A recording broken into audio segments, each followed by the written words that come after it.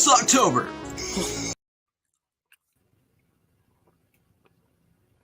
That was jarring. That didn't even play. I don't know why I didn't play. What the hell happened? I don't know. Well, hello, everybody, my fellow followers. Welcome back to the Physical Media Show. It does happen to be October. It does happen to be October. Let me try this. I'm going to play something for you guys that I got coming up on my channel. Let me see if I get this play again. It's October, and Greg was scared to play the clip or even finish. No, I don't know what happened, but let's see if I can get it play again. This October. Didn't see you guys there. FanZcene Vids presents It's Halloween. I love Halloween. a special of nostalgic proportions Hell yeah, my friends. That was awesome. with Halloween Memories. Monday, October 17th at 7 p.m. Eastern. My little cheesy trailer I made for a little cheesy thing I made. You're dressed as Joe Bob Briggs. Yes, I did. That's what I was gonna say. I was Yeah. like, are you trying Another one was I was trying to do Dr. Loomis, but I didn't have the tie. So I kind of guessed that too. I was like, is he trying to be Dr. Loomis? yeah, but I didn't have the tie. But yeah, that's my little cheesy. You could have shaved your head too. Yeah, no, I'm not shaving my head. I could have had Tom just be Dr. Loomis. Oh, that'd be great. I shot him 6 times. 6 times. He's dead on the ground. I don't know where that was. But greetings, everybody. Greeting, Cosmic Squirrel. Glad to see you. Your little town. Yeah. Greeting, Cosmic Squirrel. Glad to see you here. Greeting, Tim Hayes. And he's already getting it going with the, for you, Runner. Already starting it. Hey, I didn't go to Best Buy this week, so. No, finally. But still, fuck your Best Buy. Random Brad, welcome. Dan Blackroyd, time to get physical. Who else we got here? Joey, of course, Tom is coming. That's why the show hasn't started. Actually, we just, we've all pretty much on time. We just talk sometimes. And I totally spaced out a whole nother meeting I was supposed to be at, too. Oh, did you? Yeah, it's all right. Oh. Deleted scenes. Welcome, Steven. Brian Barth, hell, how you doing?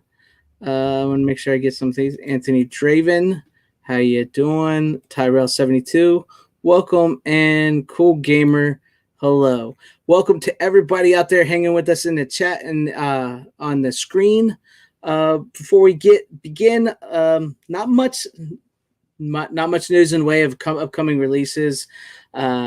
We got what I did a video on it. I can't even remember all the titles. Swamp Thing, The Return of Swamp Thing is coming to 4K, which I'm excited about that. When the hell is the first movie coming out on 4K? I don't know, which is weird. I know Shout has the first movie on Blu-ray. Yeah, because they're two different companies. So Yeah, and they're two different companies that made them. Yeah, and now you can get the Blu-ray for like people are selling that for like $100. Like, what the fuck? Yep. Yeah, they're going out of print and all that because I remember seeing that movie. I think. And then that's a sign that it's probably coming back into print as a 4K. Yeah, I would hope so. I that'd would be hope cool so too because that is the first. What I didn't, it's funny. Like when I heard Wes Craven directed that, I was like, I didn't know that was him. And that was And after hearing that, I'm like, that's technically the first movie I've seen of his. And I think I might have been in like, it was like around like freshman year of high school or something like that. I saw that movie because it was it was on cable. It's a good movie. I like both of them. I think the second one is a lot funner, but I love both of them. I've only seen the first one, so I can't. I remember thinking I've only seen it once, and I remember like at the time I was like, "This is stupid," but I feel like maybe I'll have a completely different take when I watch it now. The second movie is all kinds of cheesy, and it gets bad, but I love it. It's one of them cheesy, bad, great movies. I love it. But yeah, that's coming to 4K. We got the King Kong coming to 4K with some more shitty cover art. Yeah, not great. Some of the absolute worst cover art I've ever seen. Yeah, like this rivals Video Treasures cover art. And Jeff Bridges in that cover looks like Val fucking Kilmer. Like It's- with the beard and all that, he looks like fucking. The steelbook ain't much better. I don't know if you saw no, that the either. colors of that steelbook are all kinds of like eyesore. Wackadoo. Yeah. If you guys haven't seen it, go check it out. The might be able to cover, bring it up here if I yeah, can it find looks it. bad. But no release date on that yet. Then we got. Have you guys ever heard of the movie The Grand Tour starring Jeff Daniels? Not off I the know top. Runner hasn't. It's I saw it. It's coming from Unearthed Films. It looks to be I've never heard of this movie. It's from the 90s. It's also known as Timescape. It's coming from Unearthed Films, and it's basically a movie where Jeff Daniels time travels back in time to save his daughter. His daughter's played by the girl from Jurassic Park, the first one. It looked pretty cool. So yeah, but yeah, look at this artwork. Oh my god. Like, why does he look like Jim Morrison right there? Well, he does kind of actually look like that in the movie. So I know, but like when I saw that cover, I'm like, is that Val Kilmer? At least this one, the picture in the background is the actual ape from the movie. yeah, Like, this one might as well be Harambe or some shit, because that doesn't even it doesn't. look right. This Dicks looks out. like a Video Treasures cover. This looks horrible. Dicks out for her. It does. It looks bad.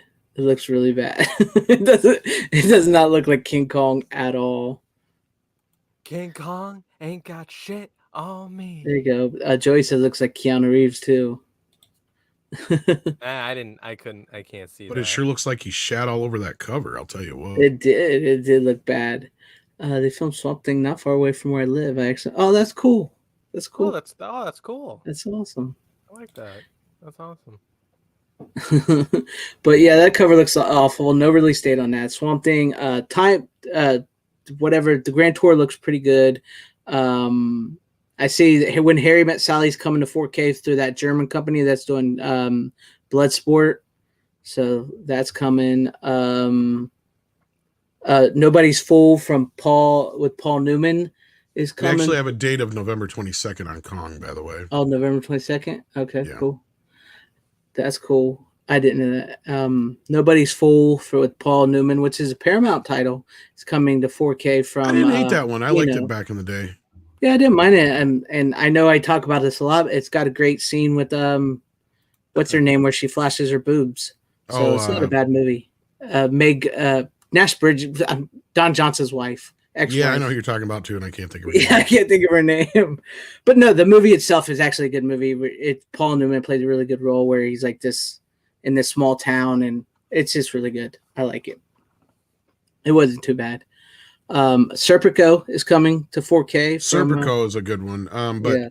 like Nobody's Fool, I'm not necessarily sure if that deserves a 4K. Yeah. But Yeah. Serpico is definitely one that could use one. Yeah, Serpico is one, but yeah, Nobody's Fool is more like one of their Blu-ray releases, I would assume. But hey, what can you do? I think. Oh, and the big letdown of the week.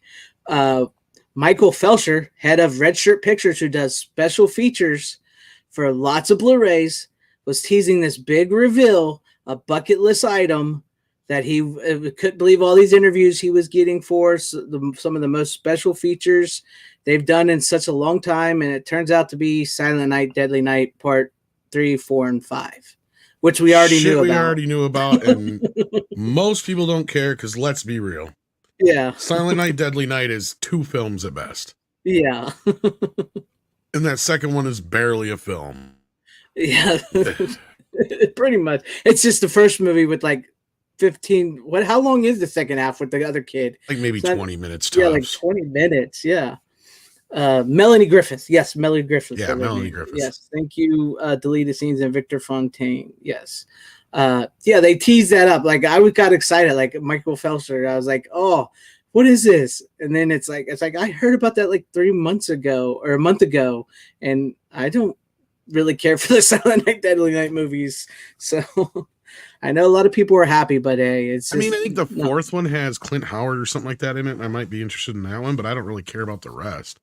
I don't think I've ever watched all of Part 3, to be honest with you. Yeah, from what I hear, is like the one with Clint Howard is the best of the straight to video sequels, and plus that was Brian Yunsna who did. Like, so many other things. Go ahead. Most of them weren't even meant to be Silent Night movies, from what I recall. Because like the hilarious thing is, I think it's Mickey Rooney that's in like part 5 or something like that.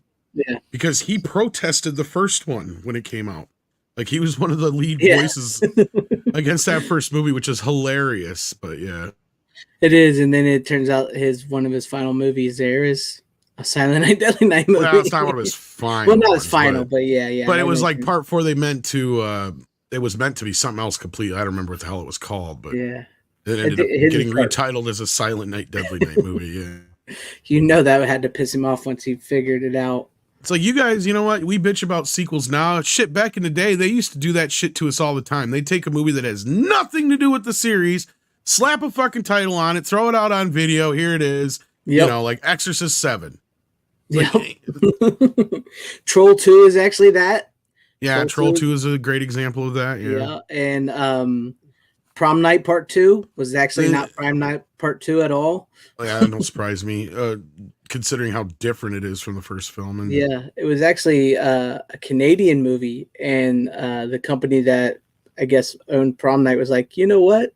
Let's just make it it takes place in prom. Yes. Let's call it Prom Night 2. Prom Night 2. And I think even the sequels, like you would mention, like that's got like 2 more sequels. I'm pretty sure they're all like different movies as well that weren't. Well, and in Hellraiser, like even though they technically made them Hellraiser movies, those were scripts that weren't Hellraiser scripts to begin with. They just added the Cenobites in after the fact. Yeah, so like a good portion of those. Like it's kind of after like part 4, I think it is, all of them except for like maybe one. I think the internet one was the only one that was written as a Hellraiser movie. Otherwise, the rest of them were other scripts repurposed to be Hellraiser movies. Is there a Hills Have Eyes 3? Is there? I didn't know that surprised. Oh, is there? Jeez, that'd be crazy.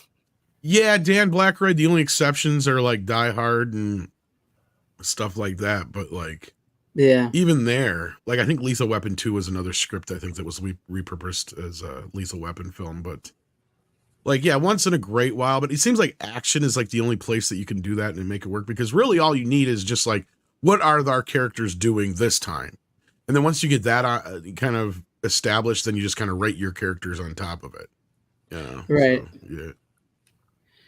But that's I think that's really about it. And yeah, they did that shit all the time back then. Sometimes those are fun movies though. Sometimes they are, even though they have nothing to do with the first movie. You're like, what the fuck is this? And then you're like, oh, dude, that movie was so bad. I love it. But no, there really wasn't a lot of announcements this week. Not even a lot of rumors. It was really quiet. Yeah, it was low. The Nightmare on Elm Street rumor reared its head again, and somebody was finally thinking they put a nail in the coffin. Like, we put a nail in that coffin last fucking year or whatever it was. Yeah. Earlier this year. It's like, that's what I've been saying to people is Nightmare on Elm Street, Shout is not getting it. No. Warner Brothers is keeping it very close. They don't want to do anything with it yet. As far as I know, only the first movie has been scanned in 4K, and I don't even know how old that scan is. Yeah. Because I know the scan they did for the Blu-ray was actually, I think they went back to the negative for that scan. So the Blu-ray that's out there doesn't look too bad, but the rest of the films need it horribly. Like I watched Nightmare on Elm Street 3 again the other night for a stream I was on, and that movie looks like it's from like a 5th generation. I mean, maybe it's a dupe of the Inner Positive or the Inner Positive itself, but if it is, then Nightmare 3 looks horrid. I remember Nightmare 2 looking a little bit better, but I haven't watched Nightmare 4 or 5 and any of them for a while since I first got that Blu-ray box set. And that's an old Blu-ray box set. Yeah, that thing's been around forever. Yeah, and I mean, I've seen some other stuff from there. I'm like, I wonder if the versions that are on HBO Max I should watch and compare, because I swear somebody was showing images and I think it was from that version. It's like that one looks a little bit better than the Blu-ray, so I wonder if it's a newer scan. But yeah, as far as I know, I haven't heard anything about the other movies yet, just the first one. So, we'll have to see. Hopefully, Warner Brothers does something with it eventually sometime. They do have a plan. 2024 is the anniversary. Don't forget that. I've heard they're trying to get Robert Englund to sign on for like a couple movies so they can do kind of a Halloween thing. But they had Heather Langenkamp talking out yesterday, and that's kind of it came out yesterday or day before. Yeah. That's another reason why it's trending again. Plus, And go ahead. I I'm don't. sorry. I just don't see them bringing back Nancy unless they do some kind of new nightmare. That, or if they try to do like what they did with the Halloween movies and just They erase do. everything. We talked about this morning on the morning show real quick. They do that, that'll piss everybody off because Halloween is one thing, but Nightmare on Elm Street, people love Nightmare on Elm Street 3 more than the first film in some cases. Mm-hmm. So if they try to retcon Nightmare 3, you'll have nobody going to see that Oh, movie. They'll be I- very pissed. I'm going to be honest. From some stuff I've heard, they might lose some of that goodwill they've built up with these Halloween movies with the new Halloween movie that's coming out tomorrow I wouldn't be night. surprised. And that's part of the reason I know you guys were talking about it when I came in here in the background. Yeah. Like, I'm not surprised they're doing it on Peacock because they did it on the last one. And I think they knew just from the response to the last one that this is their best bet. Yeah. Because I think a lot of people were not planning on going to see this new one. And you'll get a lot of people who weren't going to go see it, but will watch it on TV. Yeah. And plus, Jason has come out and said that he thinks he could get Robert Englund back for another Freddy. So Blumhouse might be involved in it. That's the other thing I heard is Blumhouse is in talks. Yeah, I did hear about that, but yeah, I had this talk with Greg backstage. Like I said, like why would they? Because I was like really confused as to why they would put it on Peacock again, because it's like people are actually going to the theater and all that. But then now that I think about it, it's like no one's really talking about this new movie coming out. Like at least when Kills was coming out, some people were actually excited. Well, they had a gap between 1 and 2 for some dumb reason. Yeah. And then they decided to jump this one ahead, but yet this one's coming right after the second one. Yeah. So and it's 4 years later. So. Yeah. And they reshot a bunch of shit because initially they were going to have them take place the same night, and then they changed that. That's why they redid the ending and stuff. Oh. And that shot of her walking through the hospital with the knife and all that shit or whatever is not in the movie. Yeah. And I'm pretty sure once people see this, and they'll realize why it was dumped on Peacock. I'm pretty sure. It's going to have a backlash. It's going to have a backlash. Well, I haven't heard the specifics, but I've heard that might be divisive. Yeah. But after that second film, I'm not surprised. Yeah. And I know you were not a fan of the first movie at first, but I actually like 2018 first, and then Halloween Kills. There's parts of it I like, and there's parts of it I don't like. So it flip-flopped for me, because Halloween Kills, I know it's a bad movie. It's everything that I like about it is because it's a bad movie. It's a fucking classic slasher film. Like all the things that people are complaining about, it's like, yeah, those are in every single slasher film. Like, oh yeah, but do they have to say evil dies tonight 100 times? How many times do they say death has come to your town? Yeah. How many times? Like, seriously, those are the same cheesy lines they use it's verbatim, like one of these old school horror movies. So to me, I was just like, yeah, those stupid things we used to see in horror movies all the time. I'm not going to forgive it necessarily, but it's part of the charm at the same time. So to me, Halloween Kills is really more so, not so much a love letter to the old Halloween films, but just a love letter to slasher films from the 80s in general. I'll give you that. Like, my biggest... It has a lot of that. The whole evil dies tonight thing honestly didn't bother me. No, because I got a good chuckle. That's actually grown on me since my time. My biggest complaint about the movie is what really irks me up is the whole big giant chasing the other mental guy through the hospital that takes up a big chunk of the movie that is just dragged out and so boring. And I wasn't a big fan of what they did with Tommy.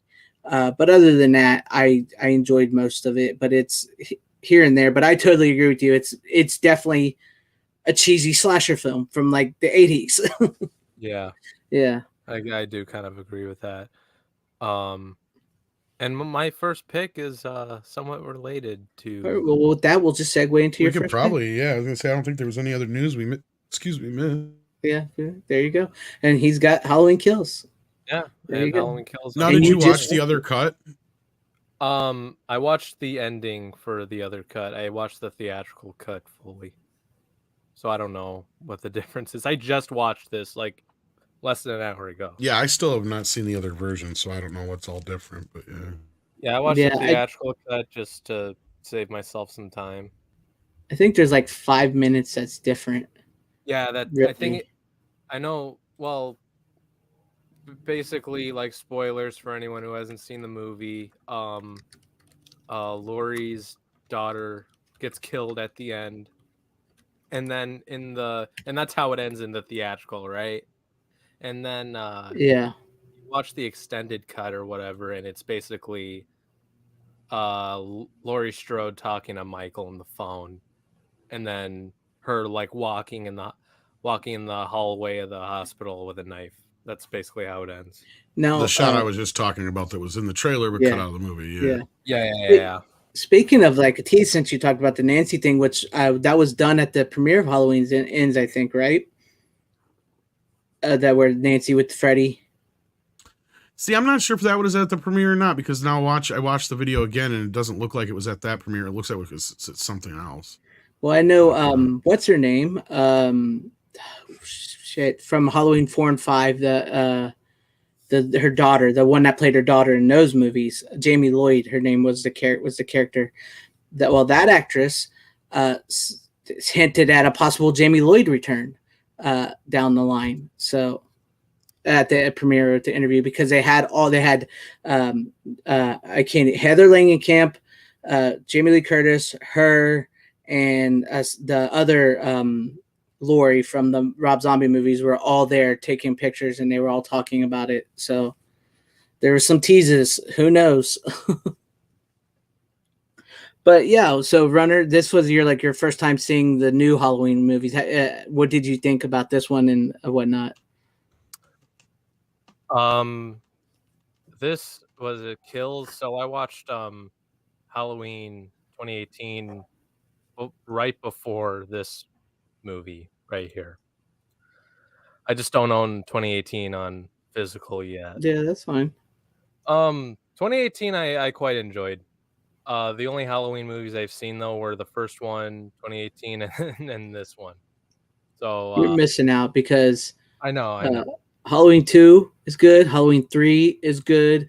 I personally enjoy part 4, and 5 is and 6 is but H2O is good. Well, I'm gonna get to those at some point later. It's just like because Ends is coming out, I'm like, because I know there's like a choose your own path type thing. It's like, choose your own adventure. Yeah, choose your own adventure. So this is the adventure I'm going towards right now, and then at some point I'll go to the one that's like the sequel, and then third movie and whatnot. And I know the third movie doesn't really connect to the movies at all. It's like its own thing, but yeah, I bought 2 and 3 on 4K for that sale that Shout had. Well, that's cool. Is that good? I bought Halloween 4 with the Shout sale. Yeah, but 2018 was good. I quite enjoyed it for what it was. Kills was all right. There's a lot that I like in it, but it's not. But I can't tell you. I can't tell you that's a good movie either. Well, like I agree with Tom. Like it's we can tell it's a bad movie, but it's a bad movie you can enjoy. Exactly. Like a old 80s horror slasher film. One of the ones that weren't as well known and stuff. Yeah, and and once you get to the later Halloween movies, specifically like 5 and 6, it's very much. That is kind of how I saw it, and I really liked how Michael's mask is like half burnt. I actually really liked that. I know a lot of people enjoyed that mask for that one. They thought it was one of the best. Oh yeah, that looked awesome. Other than that, some of the characters are fine in it. Well, I don't care about the characters as much, I'll be honest with you. Not in a bad way, just like I say it lives up to his name. It's got good kills. Who? Halloween Kill. it does have good kills. It's got good kills. It's got good kills. It's got really good kills actually. See, this is right here is a good question, because if I remember correctly, I think he's supposed to be 23 in the first movie. They fucked it up. He should be 21. Yeah, 20. Yeah, that's right. He's 21, but it does say 23 in the credits. I Yeah, believe they that's fuck what it up in the credits. Yeah. But in the movie of part 2, I believe they give him the age of 21. Yeah, 21. And so that would put him at, let's see, it's 44 years later. So that would put him at 65. So, which I've seen 65 guys that are 65 move pretty well, but maybe not as well as he, but yeah. Well, Michael Myers is pretty much like a different type of species, if you will. Well, that's the debate because when he was originally started, he was human, but he was the essence of evil. And then that's along probably the way, my biggest gripe with the new films is that they've basically made him Jason. again, Right? It's yeah, like he kind of you cut out the idea that Halloween 2 didn't exist. Okay, fine. Then that means he only killed like 4 people. And I know that sounds like, oh, what do you mean only 4 people? Well, yeah, but you compare that to Halloween 2 where he killed like fucking dozen people. exactly. So so if you're picking up where that's one of my main issues and gripes was when 2018 come out. It's like you have one job and one job only, and that is to convince me why Halloween 2 shouldn't exist. And there's an easy way of doing that, and they kind of did that in a convoluted way, but yet they still have this thing hung up with Laurie Strode. Mhm. Where they really should have just turned her into the Loomis character after that. When she realizes that Michael does not give a fuck about her, he only cares about babysitters. At that moment in time, you have opened your franchise up for more films. You can have Jamie Lee stick around as long as you can, and you can continue and make fucking dozens of these movies until the end of fucking time, because that's the beauty of it. The door's wide open then, because that's the corner they've always put themselves into. As we'll get into later on here, or do you want me to just bring in one of my? I might as well just bring in one of mine. You go ahead, bring it. I wish I would have brought some of my Halloween stuff, but yeah, go ahead, bring it up. Yeah, because this came out last year, but I finally watched it, and my God, and this is what we're talking about. This is part of the problem because they try to start giving Michael a purpose beyond just being Michael Myers. Right. Like, the sister thing was the start of the problem. This adds even more problem to the whole weight of the. He's got to kill his family kind of thing with this whole Curse of Thorn. That's where this all really starts to kick in. And this, of course, has one of the worst characters in fucking movie history. Tina! Because she was fucking the goddamn director. And then one of the more beloved characters of the series gets killed off unceremoniously. That pisses you off, too. Very much in the vein of Halloween 2 Friday the 13th Part 2 with Part 2, yeah. The way that they do what's her face's character, Alice, yeah. So again, I'm just kind of like, as far as the looks, Halloween 5 has never looked any better. Does it deserve it? No. Now see, yeah, I agree with you, and I actually like Part 6, but Part 6 is a big part of the problem. But yeah, I agree with you. Go ahead. Well, no, there's not much else I can say. I didn't even bother going to the special features, although there is plenty on here.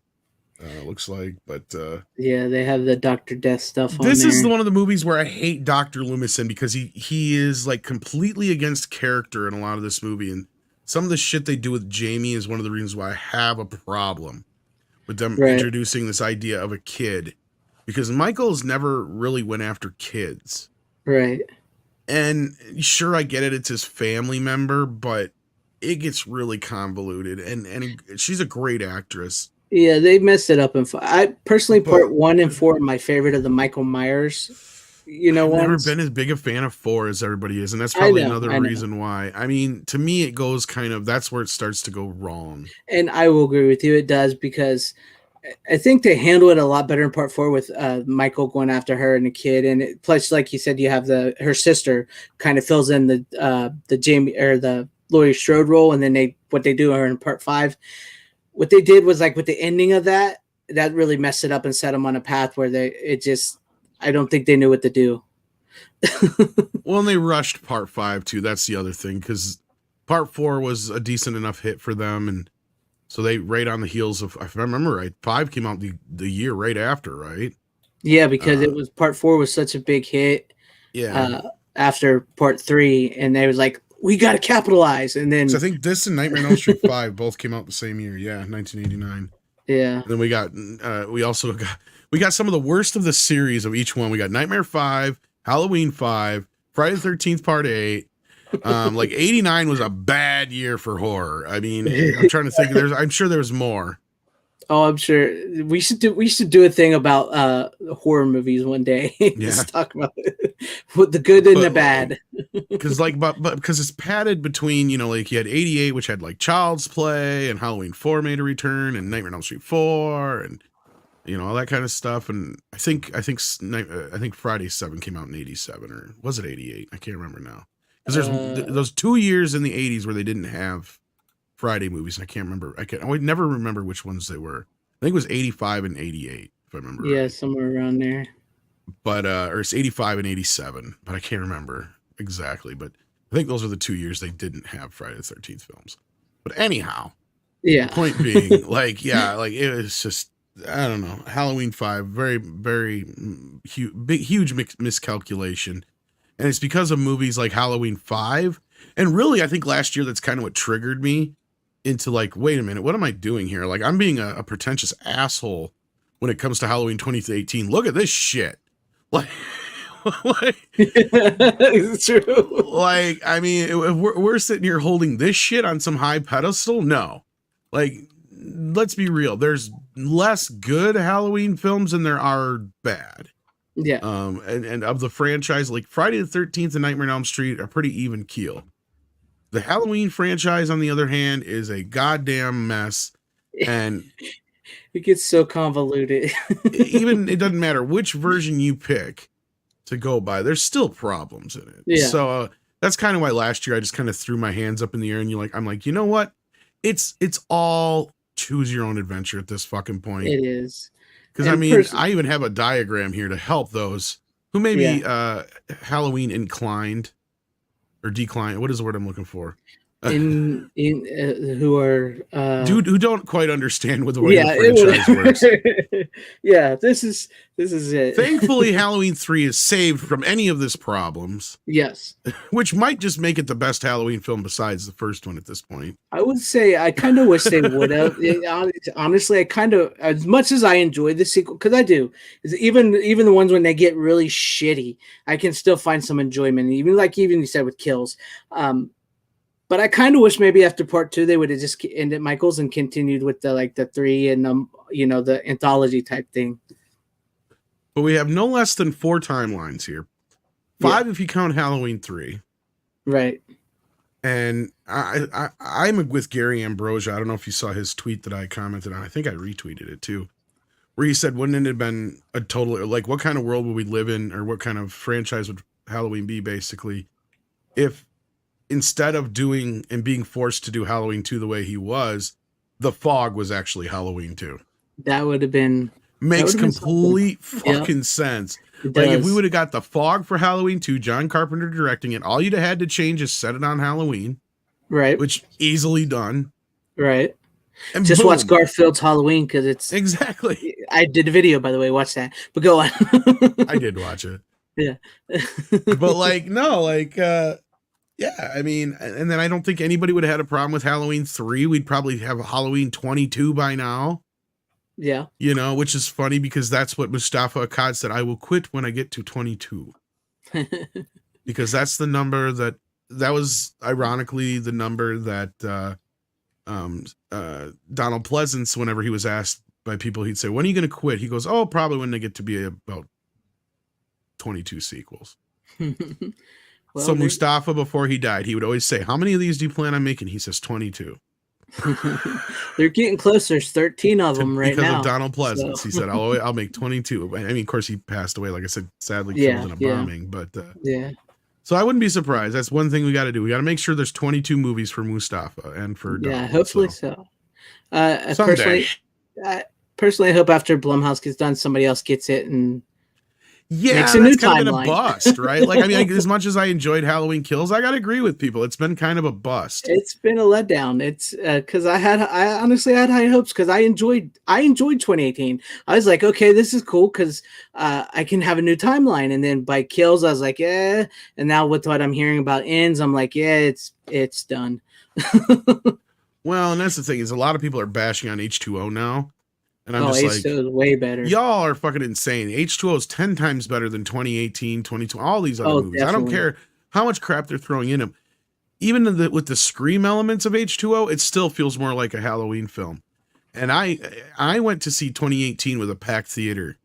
Me it too. was kind of, I don't remember any moments where anybody got excited or anything like that. It was just pretty straightforward going to see a movie. But when I saw Halloween H2O on the premiere, which I also saw the 2018 one on premiere night too. When I saw H2O in the premiere though, people got up and fucking started cheering. It was like a sporting event. Like when she comes around that corner and it's that long shot and she screams, "Michael!" and she's got the axe in her hands, you couldn't hear shit for like the next 2 or 3 minutes because the entire theater just erupted. Like, I'm serious. Like, people got on their feet and they were stomping and shit. It was cool because, like, you know, they start doing the fight and people finally started calming down. But even through the fight, everybody's like, yeah. And I compared it to like Freddy versus Jason because I expected that. But at Freddy versus Jason, that was kind of limp in comparison. Like, it was a mostly full theater, but it was like, no, there's a couple of cheers here and there, like when Jason got hit with the air tank and stuff like that. Yeah. But other than that, there really wasn't any moments where it was like that. Like, because between that moment and the moment where she cuts his fucking head off, right? Like, I don't even remember the noise. Like, it was like white noise in the theater after she cut his head off. Like, it was loud. Like, everybody was just like screeching. I saw it in a big theater in Madison when it was premiered. So I mean, Halloween H2O just seemed to have like this effect on the crowd that none of the films have since. And Rob Zombie's Halloween, it just goes to show you how much Rob Zombie does not understand the franchise. Not one bit. Not one bit. Hey, Mike, how you doing? Hey, Mike. You hear me okay? Yeah, you're coming through your phone or something like that, but yeah. Okay, a little bit of echo. From you. Do you have your echo cancellation on? You might have to do it for him, Greg. Let me see here. You can, if he's got 3 little dots above his. Yeah, you can. Echo cancellation is on. Oh wow, it's still that bad. Yeah. Still hear me? Yeah, we can hear you. It's just echo. But I agree with you on that because I've seen the H2O in theaters and people. And the funny thing you mentioned the Scream stuff is Kevin Williamson actually did some ghost rewrites on that, parts of it, anyways. Not ghost rewrites. I'm sorry. He was actually hired at one point to write H2O, and some of his stuff actually made it into the movie. Yeah, what he did is he wrote a treatment. Yeah, he wrote the treatment. That's what it was. And then they took the treatment from there and expanded upon it. But yeah, that was the whole thing. Is originally Jamie Lee Curtis wanted Kevin Williamson to write. She was coming back. John Carpenter was supposed to direct and do the music. And John said, nope. After they said, well, actually they told him no, because he's like, I want $10 million. Yeah, because he was screwed out for so much. Yeah. Yeah, he didn't get any of his profits from the first film. And they're like, no, we're good. And he's like, yeah, well, fuck you too. No, and they should have gave it to him because that movie made money. But I mean, they probably could have negotiated him down to like 8. Yeah, they could. And if he would have took like points on the back end and took like a $5 million payday, he probably would have been setting pretty well, I would imagine.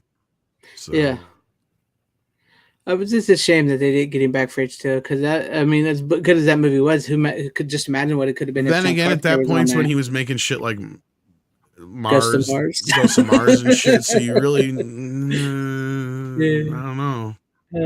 But they got, what is his name, Rosenthal, who directed Ben Rosenthal. Yeah. He what he did? Which one did he do? He did another. Or no, that was Resurrection. I'm thinking of the guy who directed a couple of Friday the 13th movies. Did the H2O. Mike, isn't it Mike something? It's Steve Miner. Steve Miner. Is it Steve Miner? Yeah, he did House, and he did Jason. He did one of the Friday the 13th, and he did that one. Yeah. I don't, you know what, Brian? Malcolm McDowell, Sam Loomis is probably the only real good part of that movie. It is. And the reason I said, and we actually talked about this last night on Toxic Tuesday when we did Halloween. And I said, that's one thing that Rob Zombie didn't understand about the character of Michael Myers and what made him scary was the whole point was he came from your typical suburban household. Yeah. He was a normal everyday kid that he just snapped. Yeah. Like the fact that they have in the Rob Zombie movie that he lives in that environment, it's like, yeah, there's no surprise that kid turned into a psycho killer. That's what I was sitting there watching it in the theater. I was like, No wonder this fucking kid kills people. It's so bad. Like we talked about, there could have been a movie there with Malcolm McDowell as Dr. Loomis and the kid. They could have just started right there after the end of Halloween or the beginning. You know, when they walk in, the parents take the mask off him. They could have did the Malcolm McDowell and the kid in the mental hospital, all build up to the day he's released, and just seeing him trying to reach him till he finally just gives up on him. That would have been a movie. Well, that's the part of the movie that anybody likes anyway. Yeah, that's the only part that's really good. And even that, I say, is still out there. Like, Michael shouldn't be having that kind of a breakdown. Because that's kind of the whole point, is that Loomis couldn't get through to him. He was just basically catatonic. Yep, it's true. And, well, speaking of Rob Zombie and shitty movies, that'll lead right into my next pick. Lord. Pick I have for you guys the Munsters 2022, all new. Yes, everything you've heard about this movie is true. Yes, it is horrible. It's not funny, and it is garbage. Why did I buy it? I felt the need. I just typically I don't buy stuff like this because I don't want to have movies I don't want, but I felt like this is like a piece of movie history that I needed to have to be like, you guys want to see something really, really shitty? That's why I bought it. Keeping it on that train. Oh my God. Why did you do that to yourself? You could have bought a good movie. Right, exactly.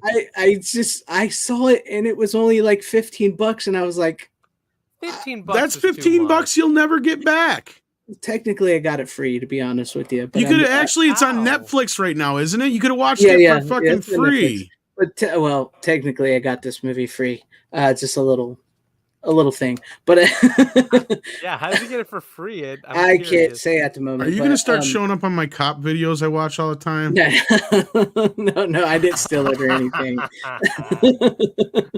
But I kind of got it. I kind of got it for free. It was a thing here. But yeah, it's all right, as long as you didn't fucking pay for it for reals. Yeah, I did not pay for this. I promise you I did not, but I was like, yeah, I'll take it. Do you have a buddy who works at Walmart and was like, here, man, take it. No one's going to buy this shit anymore. No, people keep bringing this back. They don't even want their money back. They just like, take it away from me. Just look at this shit. Look at how bad that is. Look at that. So I've heard it is so bad. Like, people have compared it to like Nickelodeon stuff, and I've seen enough clips of it now that I'm like, no, that's. And I was never a fan of any of that shit as a kid or even a teenager growing up or whatever you want to call it. I know. I'm like, no, that's actually kind of an insult to that stuff, because that stuff at least has a little bit more quality than this stuff looks like. Yeah, I would say a Nickelodeon movie probably is better. Oh, that's bad. Comparing it to Nickelodeon style movies, oh boy. Dan Blackwood, I agree with you. It's like watching a car crash, because it's something that is really, it is truly horrid, and I could not. I'll be honest with you. I finished the movie. I watched it all the way through, and I could not look away. And yes, I was checking my watch. I was checking the display to see how much longer was left. It is way too damn long. The colors are nauseating. The acting is horrible. Sherry Moon Zombie can't act for shit. The guy playing Herman Munster, I don't know what the fuck he was doing. Grandpa was probably the best part of it, and the comedy was horrible. But in the end, I was just like, I have to have this, but I don't want to ever watch it again. So that's my synopsis of it. I just don't know what Rob Zombie's deal is with remakes. Yeah, I know he's supposed to be a fan of the Munsters. He does the commentary for the Shout Factory Munsters Go Home with the Butch, the kid, the kid from the original show. I don't know. But yeah, there you have that. I like money, but Rob, if you don't make a movie that anybody likes, nobody's going to buy it. Well, I like money. I like money. You never go full retard, Rob. Yeah, he did. Yeah, he did. Aye. Yeah. Well, I I can't did even hear. believe that the Angry Video Game Nerd gave it like a passable review. I'm like, are Oh, you did fucking he? kidding me? Yeah. Oh my god, I didn't watch. I seen his up, but I never watched. I watched Mr. H's review, and he didn't even finish the movie. I was like, yeah, What was that's Mr. fair. H just laughing for like 5 minutes at the son of a Yeah, bitch? yeah. He was just like, I don't know what's going on here. I can't watch this. I couldn't even. He's like, I turned it off. I couldn't watch it. It was his so review, bad. That's funny. Yeah. And And who he was the one that said, gave it a passable review that Tom was saying? and The Angry Video Game Game Nerd. Okay, that sounds familiar. is AVGN. Brian Barth, he has a staple. It's much, at least Adam. I would say it's in the vein of like Adam Sandler, but at least Adam Sandler's friends are talented. Rob Zombie has friends that he likes to recast and That's reuse and hang out debatable, with. but Yeah, that's true. But it's all nepotism, though. Yeah, it's yeah. It's all just that's the way it is. See, this is what he excels at. Deleted scenes. because here's the truth: as big of a badass as Rob Zombie likes to act like in the videos, that motherfucker is cucked as cucked can be. Mm-hmm. Because he ain't even got the balls to tell his wife, no, he can't be in the goddamn movie. Nobody else hires you, but I'm gonna put you in this movie. Like, duh, you dumb fuck. No shit. There's a reason nobody else hires her. She sucks. She can't act for shit. And I agree with you. I believe he's cucked because if you watch the Munsters, it's clear that she wanted in that movie and he put her in that movie. That's the thing. Yeah, like, okay, fine, a cameo as secretary number 2 or some shit like that. You can put your way. Like, even George Romero and his wife could actually act. Yeah. She got a cameo here and there, but he didn't shove her in starring fucking roles in every goddamn movie. Not a one that I can think of offhand. And that's what I'm saying. Is like, yeah, you can have a famous wife, but like, if you have to like put her in every goddamn movie you're in as the starring role, then you're clearly not wearing the pants in this relationship. Yep, that's true. It's true. And yeah, I don't recommend the Munsters to anybody. I'll tell you, my mom got me that movie, so I wasn't going to throw my mom under the bus. But yeah, that's how I got it free. My mom got it for me because I like the Munsters. But that's how I got the movie free. But yeah, it's a bad movie. It's really bad. Don't worry, we're not laughing at you. At least you got a review out of it. Yeah. So I don't recommend it. I plan on keeping it because I think it's a part of history that, like, to show people how not to make a movie. But yeah. Ryder, what do you got for us? For we must examine it so it never happens again. Never happens again. It's bad too because the guy playing Grandpa is really good. Not in this movie, but I heard really he's completely actor. Out of character for Grandpa too. Yeah, he is. It doesn't even make sense. So this what is do you got, Renner? If I had this movie last week, I would have shown it, but it got here a few days ago, and I was really bummed out when I heard that they lowered the price down like last second, and that is Scream 4 on Blu-ray. Oh yeah. Are we really going to sit here and talk about Scream 4 again? No. I needed a fourth. This is where you plug the Scream stream. Yeah, go watch the replay for the yes, Scream. Go watch. Is that a new re-release? Let me see who released that. Is that the same old release? Because it's the Weinstein Company in Anchor Bay. There's two. I was looking through that on Amazon. Speaking of which, today's the last day for that. Yeah, there's actually the Blu-ray only version. Yeah, there's two Blu-rays. I have the Blu-ray. I have the Blu-ray plus DVD plus digital copy, which doesn't work. Which then you really got screwed, because the Blu-ray with the DVD and the digital copy is $8.06 right now on Amazon, and just the Blu-ray is $8.96. So, I got more screwed on Dracula though. Yeah. Because Dracula dropped almost half fucking price. And I'm like, are you fucking kidding me? I'm half tempted to fucking write Amazon and bitch. Are you talking about the yeah, I'm like, what the fuck? Because it's like $12. I'm like, you jerk offs, and they're supposed to match prices up to a certain point. Like, that's not even a week out. Original Dracula 4K release. You sure? Because it looked like the Steelbook to me, but I think they have the same cover. Actually, I didn't really click on it, so I don't know. I think it was the Steelbook, and that's what pissed me off. But I'm not going to go complain about fucking $10. There's no way it was the Steel. Are you sure? I'm not really sure. I just saw it was next to the Scream, but I was just sending it because of the Scream. I saw that you bought it, and I was like, you got screwed. I did. I got screwed over. I could have saved $4. Well, that was when back then they were kind of still experimenting with. We have a Blu-ray only edition, and then we have the Blu-ray DVD edition. Yeah, and mine didn't. I don't even think had a digital copy. I don't think, because mine was just the straight up Blu-ray, and I got it for pretty cheap. Now, I wonder with the digital copy, was it a slip where you type in a code? Because the old Blu-ray DVD digital copies it was actually on the DVD that you had to transfer. Yeah, the disc you had to transfer it. No, it was a little sheet of paper, but the website that you had to put the code in doesn't exist anymore. Still try to use that code on like Vudu. Sometimes they still go through. Yeah, because those companies have been bought out so many fucking times. Yeah. I had, and this is no lie, my Lionsgate Crow, which I bought 10 years ago, I punched it in. It came in. It worked, but I had to go through Paramount's fucking website. No shit. Yeah.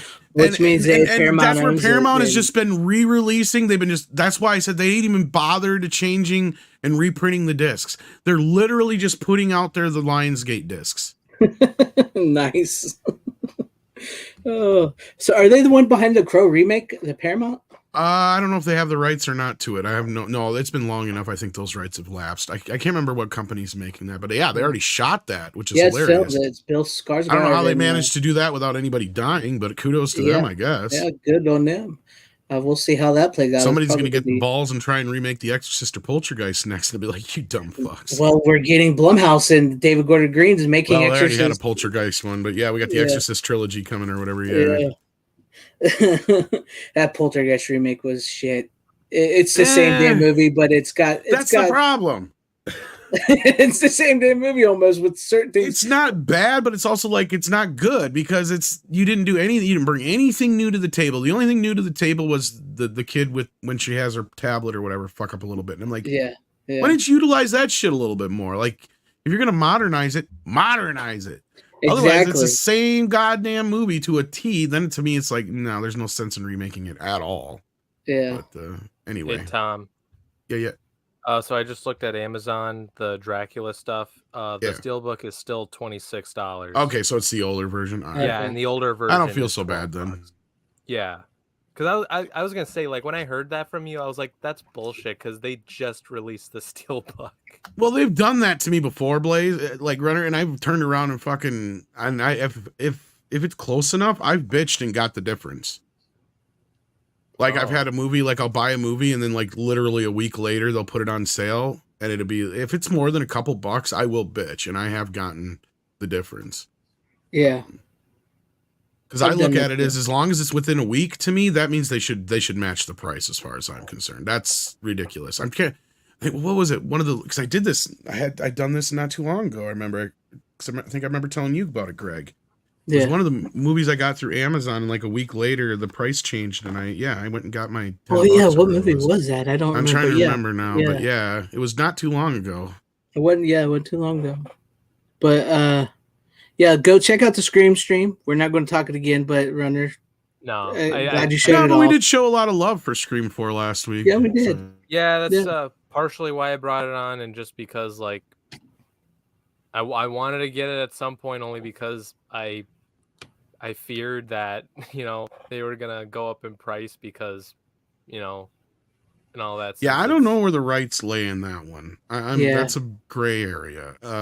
Yeah, I'd be curious. If somebody can tell me of any of those Weinstein titles that are in that period that have gotten re-released since then, I'd like to know, because as far as I know, the Weinsteins control all those. So yeah, that'd be interesting to see if we get a 4K of that after Part 3 drops. So we'll see. But yeah, well, and that was when I did investigating. Anyways, it was shot on. We talked about it last week, but it was shot on film, but it has a digital interpositive, so they'd have to go back to the original negative and rescan it for it to even be worth a 4K. That's true.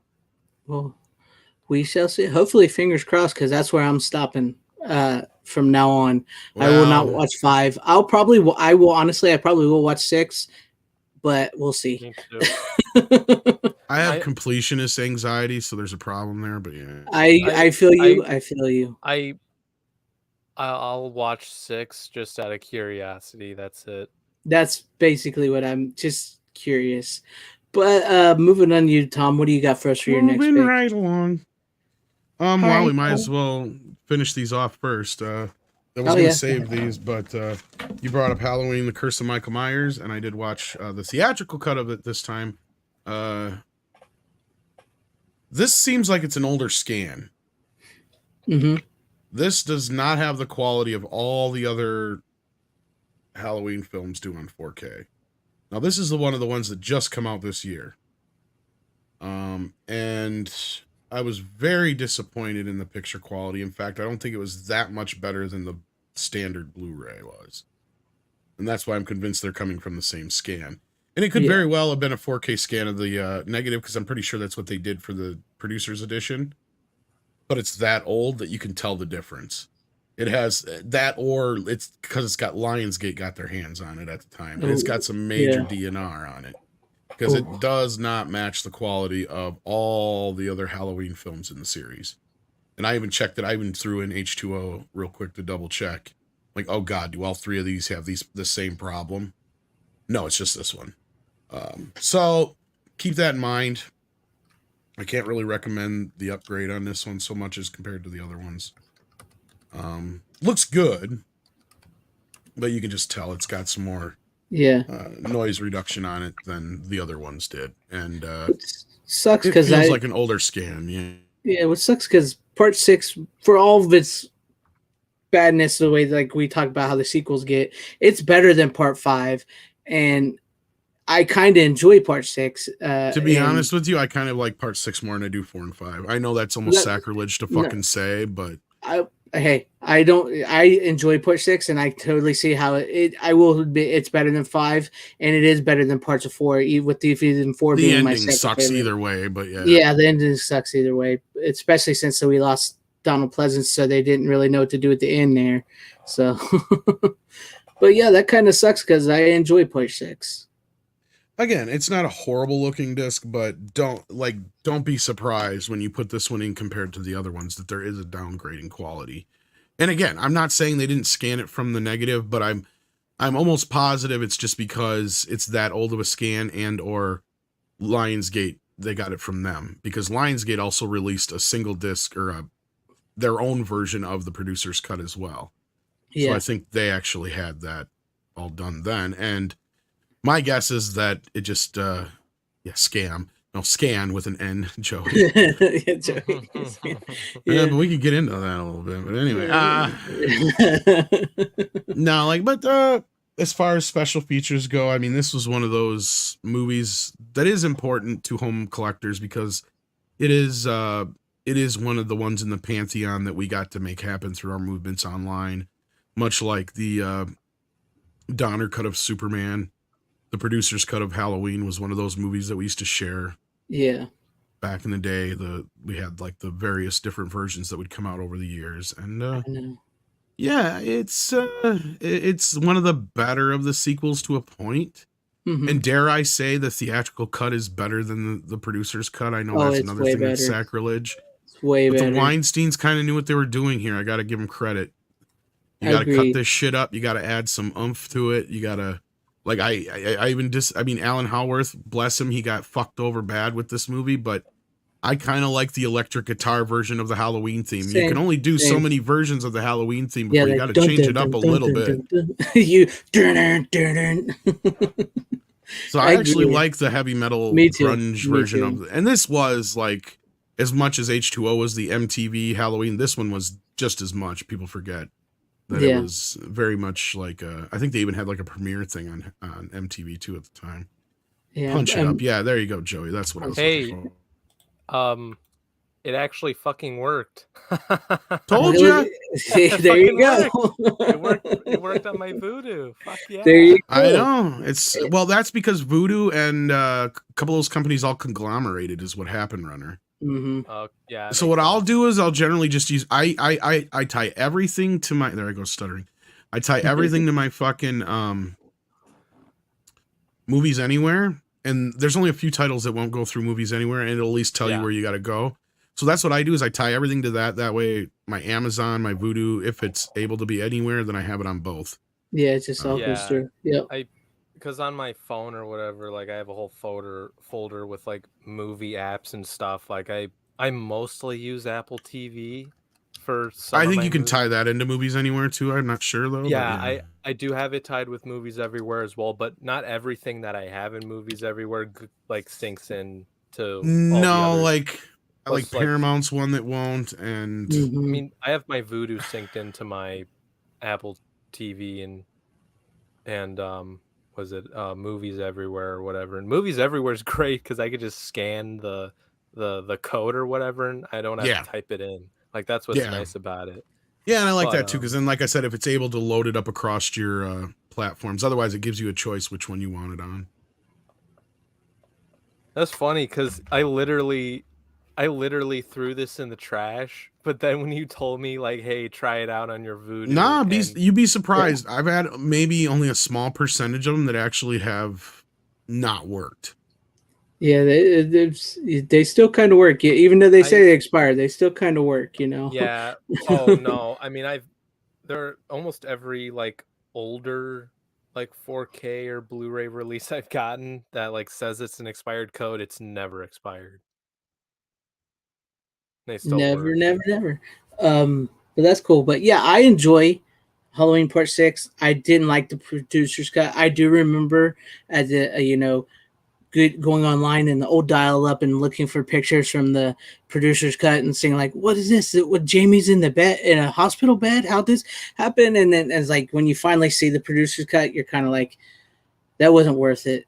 Well, I kind of knew it wasn't going to be, but it was one of those that we just wanted a watchable version of it. Yeah. Because I've had no less than like 2 or 3 different, like the original VHS copy that came out back in the day. Then somebody went and took the DVD, one of the older DVDs, the letterboxed ones, and cut in the various scenes that were actually in the cut. So like you had a fairly different version where only time it would cut to VHS scenes would be that. And then somebody didn't, I think they found like a better version of the producer's cut at one point because there was a fairly watchable cut. And at that point, we all kind of knew something at some point somewhere somebody was going to bring it out. Eventually, we're like, yeah, there's too much of this that exists and too good a quality for it not to exist. So we just got lucky that Weinstein's didn't throw it all out, probably more than anything. Very lucky. But yeah, I agree. Hey, Paul Rudd in that movie to see him act one of his first roles. He's really cheesy off and kilter, but yeah, I mean, he's a good. You can see the ground being built up or whatever you want to call it. Yeah, you can see the kid had a foundation. future. That's what I mean. The foundation being built up, and which is funny because it came out theatrically after Clueless, but he shot it before Clueless. So. Yeah. And it does say introducing Paul Rudd, I believe, in that when it comes on. The movie famously got delayed by a year too. Yeah, and then Clueless. Yep, that's true. But that's cool. But you, like you said, you put in H2O and it looks just decent. fine like the other ones, and like because I watched it right after I watched Halloween 5, which is came out last year. Yeah, and it was like I noticed instantly the difference, and I'm like, whoa, what the hell? Yeah, and I bet it. So this probably was a scan that was done in whatever it was 2013 or whenever it was they did the Blu-ray box set. Blu-ray. So that's my guess. Interesting. Okay, I get. Should we move on to me? But that you can go ahead and move on. But I was going to say, but anything that's a good reason why they should do newer scans all the time. It makes more sense because technology goes so far so fast, and I agree with you. This at best looks like a really good Blu-ray instead of a 4K. Unfortunately, right. I mean, especially if you're going to like release big box sets, you could at least go back and give it a new. And I understand they cost money though. These 4K restorations do cost a bit of money. So, but at least if you're going to do it, at least try to make it a new scan instead of reusing old stuff. So especially something that's that old. If it's older than 5 years, then I think you should. Exactly. I agree with you 100% on that. So I guess we'll move on to me for my next pick. And this is actually just a happy coincidence because this movie I had not watched in a long time, and I've been kind of working my way through my full moon Blu-rays I got. And this movie was actually released on this date in 1980, or was it 89 or 90? The Puppet Master, the original Puppet Master. 89. 89, yeah. It was released on this date today. This very date? On this very date in 1989. And it just so happened, because I had not seen the original Puppet Master. It's probably been a good 5-6 years since I've seen it. What's funny is I heard 88 Films has a better scan than that. Really? Really? But, yeah. But I wouldn't be surprised if they'll end up doing a 4K of that since we're getting Halloween 3. Some people have already gotten transfers. Go ahead. I thought I pre-ordered that, but maybe I didn't. I know Serial at Midnight, he did a review on it. You might want to just hold on to your Blu-ray. I don't have a Blu-ray of it, but I've heard it might be an upconvert from what I heard. Yeah. Yeah. He said it looks good. It looks good, but it looks like it's. Oh yeah, I did pre-order it. Yeah, he said he thought the Blu-ray was better than the 4K. Ew, that's not good. Yeah. So. It's like a $50 fucking 4K. I know, and we are getting Puppet Master 3 from them on 4K. So. That's maybe I'll cancel it. It hasn't shipped yet. I mean, maybe it comes out next week. Yeah, if you want, go watch after we're done here and everything, or whenever you have time. Watch the Serial Midnight, his review of it, because he made me decide not to. I decided not to get the 4K at the moment. So, but I mean, he's a nice guy, so he doesn't like come right out and say it because he still enjoys it. But yeah. He said, that's the thing with Charlie Band. You gotta exactly. He brings that up because some of these Blu-rays from Full Moon, some of them are really good and some of them are not very good. But yes. Hey, Sean, how you doing, buddy? Greetings, Sean. How are you? And Heather Preston, who just joined us as well too. But I enjoyed the Puppet Master. I had not seen it in years and years, and it was fun to see all the puppets in the beginning, and how it all started. And I totally forgot they were psychics. I don't know how that slipped my mind, but I totally forgot everybody coming to the hotel were psychics, all linked together, trying to find the original Puppet Master and the alchemy and all that. So I don't know how, but I did forget that. But if you've not seen the original Puppet Master, I highly recommend it. You can watch it on Tubi, you can watch it on Full Moon Features, their streaming app, or you can watch the Blu-ray, which I watched the Blu-ray because this is the physical media show, and I like physical media. So, yes, it stars Paul Lamont. Is it Lamont or Lamat? Not sure. From American Graffiti, and William Hickey as Lamat. Yeah, Lamat. And William Hickey plays Toulon, Andre Toulon, the creator of the puppets. And it's just a really good movie. I enjoyed it. The leech woman, the jester. I love the dude, the hands on the Pinhead. I love how his hands and arms are like normal humans compared to everybody else, and then all of a sudden he's there. I love that. It's just a fun movie. It's a fun movie. I like the first one quite a bit. Yeah, the first ones are good. So I may have to go into the rest now that I'm in the October because I haven't seen them in so long. But it was good. It was good. As Runner, I know you've never seen them at all, so I doubt you have anything to say. Yeah, no shit. I haven't seen any of them. Of course not. Yes, the stop motion is amazing in that. Greeting Curly and Rug. Yeah, it is because like the stop motion, especially in the elevator when they get the guy Paul, and they're just basically ripping this poor man apart. Well, he's the bad guy. Spoiler alert. But they're basically ripping him apart. The stop motion is just incredible in that how that all blends together. I mean, the production value of these older Full Moons movies seem to be way better than the production values of the newer ones. Well, yeah, when they had the money from Paramount and stuff like that, it definitely made a difference. Yep, that's true. I know you said it. I don't remember. Have you seen the remake? Is it any good? Oh, the one from a few years back. Yeah, with the guy from Reno 911. So I guess it's not good. It's about as good as some of the worst sequels. No, that sucks.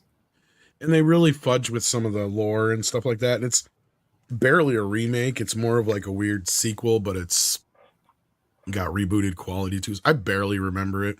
Oh man. I just remember being very disappointed considering Thomas Lennon was involved because he's actually a pretty famous script doctor. So it's like you got him and working on this and this still turned out like this. Damn. Yeah. That's crazy.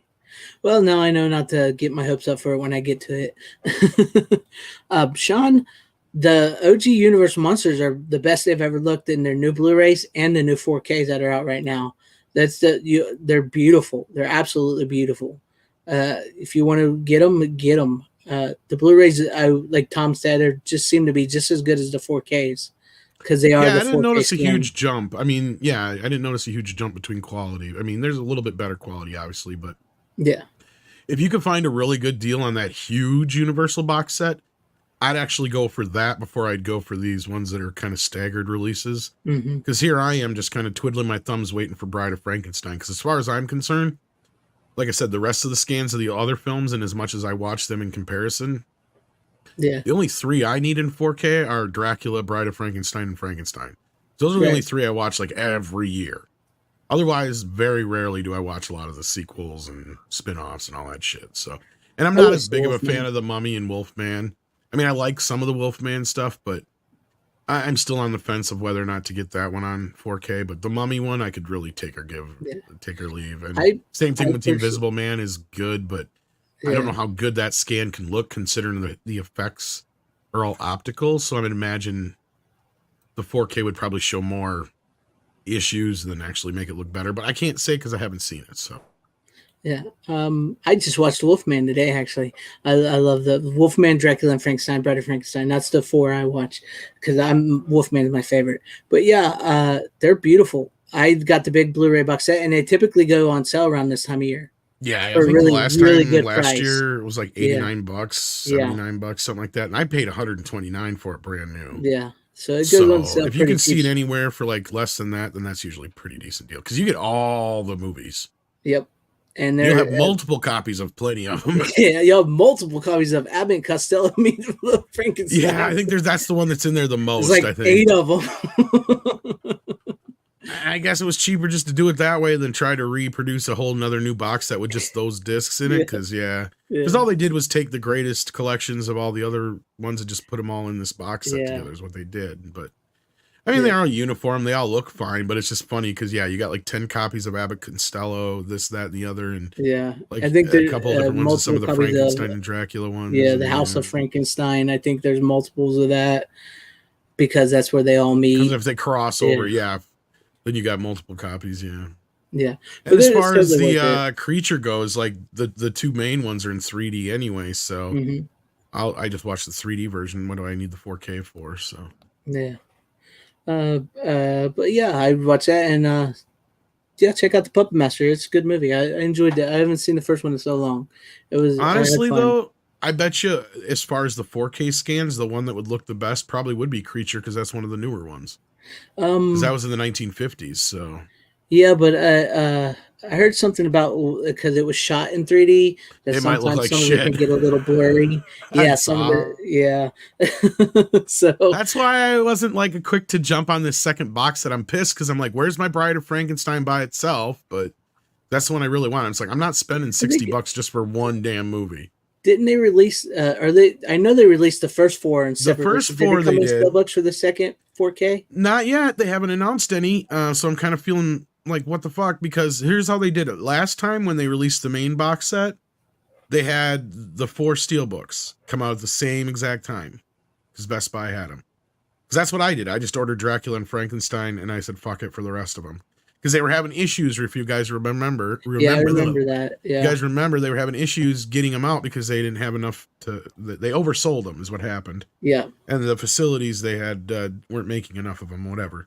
But now this time, though, for this one, I haven't heard a single thing about a singular release, but they also re-released the original set in their own standard editions now, too. So it's like, oh, so now am I gonna have to wait another year to get Bride of Frankenstein in a standard edition? That's gonna suck. But You might have to, I guess. unless I That's what find they this do. box set at a dirt cheap price, but then I'm gonna be like, it's gonna nag me. I'm gonna want the first one now. Yeah. And I already have those movies so many damn times. I know. That's why I said I don't think I'm 'Cause- going to upgrade to 4K. That's because I had the big box set and I think they look fine just that way. Before the big box set, I think I showed this when I showed that one time. I had an import box set that's basically the same thing, but it only has like, I think it's like 8 of the movies in it instead. Yeah. So it has a lot of them, but not like all the main ones, like the big box set. So like literally I'll have had like 4 or 5 copies of some of these movies by the time I get down to it. Which is, not the most, but like I still say like Halloween, I think holds between Halloween and Army of Darkness, those two and maybe Evil Dead well, I do have a lot of Night of the Living Deads as well. Yeah. Those are for specific reasons. Those are actually different editions, but as far as just because what new remastered version comes out, like Halloween and Army of Darkness are the two that I bought the most. But Yeah. you mean David S. Goyer's Demonic Toys? No, that's on Full Moon. It's Yeah, Dollman was versus that David? Demonic Toys. Was that David? Yeah, S. David Goyer? Goyer wrote the original one. Yeah, Did he? Yes, I didn't know that. Yeah, but and yeah, I make sure to point that out any chance I can. I did not know that. But yeah, Dollman. Dollman is essentially Jack Death from Transfer. It's same actor, Tim Thomerson, playing Dollman. It's just Jack Death, but he's small. That's pretty much all it is. But yeah, I love Full Moon movies. They're awesome. But yeah, Runner, what do you got for us for your next pick? So this pick is it's probably one you're about to show too, Greg. I watched. If you're doing that one now, I'll get mine ready. Okay, yeah. Get Go ahead and yours show ready. yours first and stuff. It's that movie. The Sony released a steelbook for this. I had to buy it online because no store had it near me. So fuck your Best Buy. well, here's the thing. They actually did have some at Best Buy, believe it or not, but I only Are we in for a most frightening night? No, I know I had a You're so cool, Runner. I can't stand it. But I only went to Best Buy like one time just to get Scream 2. And I ended up getting the Steelbook. And this movie was there. And then less than a day later, they're completely sold out. So you got Fright Night on 4K. I did get Fright Night. Well, since we're sort of showing, this will take up my pick too. I got the Steelbook as well, and not only that, since I watched this, I went through and I watched all of them. I got Fright Night 2, which this is actually a bootleg because I was gonna say, where the hell did you get that? Yeah, it's a bootleg because you can't find the fucking movie anywhere. Thanks, Menendez brothers. But yeah, there's part 2, and I even the remake. I got the 3D version of that. I don't mind the remake. It has no real reason to exist, though. It's much like in the vein of the Poltergeist movies and stuff, but I don't mind it. But yeah, I watched all 3 of the Fright Nights. So there you go. This is a damn good movie. I really it is, isn't it? It's really good. You can tell that Tom Holland had a lot of inspiration from Hitchcock with this movie. That and Universal Monsters and the Hammer horror movies. Yeah, that too. Considering Peter Vincent is Peter Cushing and Vincent Price. Yeah, it's a really good fucking movie. And oh my god, I love this cover art right here, the Steelbook, and the way it the glare on it. Yeah, it's a great. Here, I'll blow you up real quick again so you can show yours off. Yeah, sorry, the light's probably gonna fuck it up, but when you watch it in real life, it's it literally pops. It looks like a 3D image. I love it. It's did you notice that, Greg? Yeah, yeah. Like the little window right there, when you place it a certain way, it looks like the light is fucking on. Yeah, it is. It's and so that was your first time watching it, and you really enjoyed it. Yeah. Yes, I did. It's a really great movie. I love Tom Holland is awesome. His whole thing was like, like all the slashers had come out, Freddy and Jason and Michael Myers and all that was a big heyday, and he was wanting to take it back to like the classic vampire tale, which really works because it's very much in the vein of like Christopher Lee's and Bela Lugosi's Dracula is Jerry brought into the modern 80s world. And like all that, like how everybody's like shunned all these superstitions and like made them cheesy, like, oh, the crosses and the holy water. But then you find out he's a real vampire and you're like, you got to have the crosses. And I love the fact that you have to have faith for it to work because, that's the whole thing. Like, oh, they just hold the cross, I'll stop you. And it doesn't work unless you actually have faith. So I really I think it plays well. And I know you haven't watched the 4K yet, Tom, but it is one of the best transfers I've seen. I'm surprised considering how old the transfer is. This transfer was done a couple of years ago, actually, for the old Blu-ray that we've had for a couple of years now. Which I have that Blu-ray. Which that has always looked amazing, so I'm not surprised. And Sony, they probably scanned it in like 6 or 8K or something like that to begin with. So that's probably why. It is beautiful. It is clear. The darks are rich and dark and black, and the colors vibrant, and the sound, the Dolby Atmos it's mind-blowing. It's great. I love it, every minute of it. I mean, Sony overall they've been killing it with their 4Ks. Yes, like they're in my good list when it comes to their 4Ks. I did hear this because Vic pointed this out earlier. He said Fright Night 4K Steelbook released perfect. They just dropped the vocals in the first song in the club at the Atmos track, which I didn't notice that, but now that he brings it to my attention, yeah. I'll have to check it out. Yeah. It's nothing too like noticeable. But I love that movie. And Sean, yes, there is a Fright Night Part 2. Not many people actually do know about it. Which there's a sequel to the newer one too, but it was that was video. Yeah, but yeah, this is Runner. If you enjoy, I think you would like the second one. It is missing a little something. It's missing Tom Holland. It's not quite as good. Tommy Lee Wallace directed it though, and I wanted to talk to him more about it, but sadly, I only had so long to talk to him. But yeah, it famously it's one of those movies that it's tough to find. Yeah. Yes, it's very hard to find, and for some people, some of that is because of the Menendez brothers. If you don't know anything about that, do you guys know about that, Tom, and all that? Well, I remember who they are, but are they tied to it financially somehow, or what's yes, the deal? Their father was a backer, like I guess would it be executive producer or something on it or something like that. He had something to do with it. Like he was financing part of the movie, and Roddy McDowall famously got into a huge argument with him one day, and he stormed out of his office. And the very next day, he saw on the news that they were killed, and he called somebody up that was working on the production that was also getting into it. Their father, and said, "Well, did you do it? Did you kill them?" Because they got into a big fight, and then he was actually brought into the case.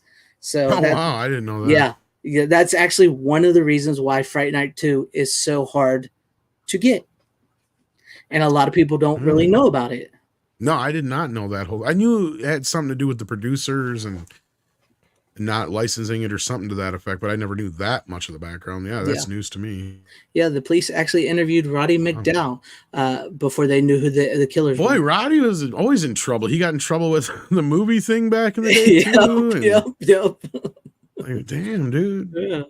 The poor guy, because it's kind of put the kibosh on his career comeback after the first Fright Night too. So poor guy couldn't catch a break. Yeah, because the Fright Night was his comeback after basically being blacklisted for the whole movie copying scam deal. That because he got blacklisted by Hollywood. The short version is there was a group of film lovers who were basically making VHS copies of old films and sharing them around and selling them in some cases and what have you. And this is of course way before VHS had a lot of movies on tape yet.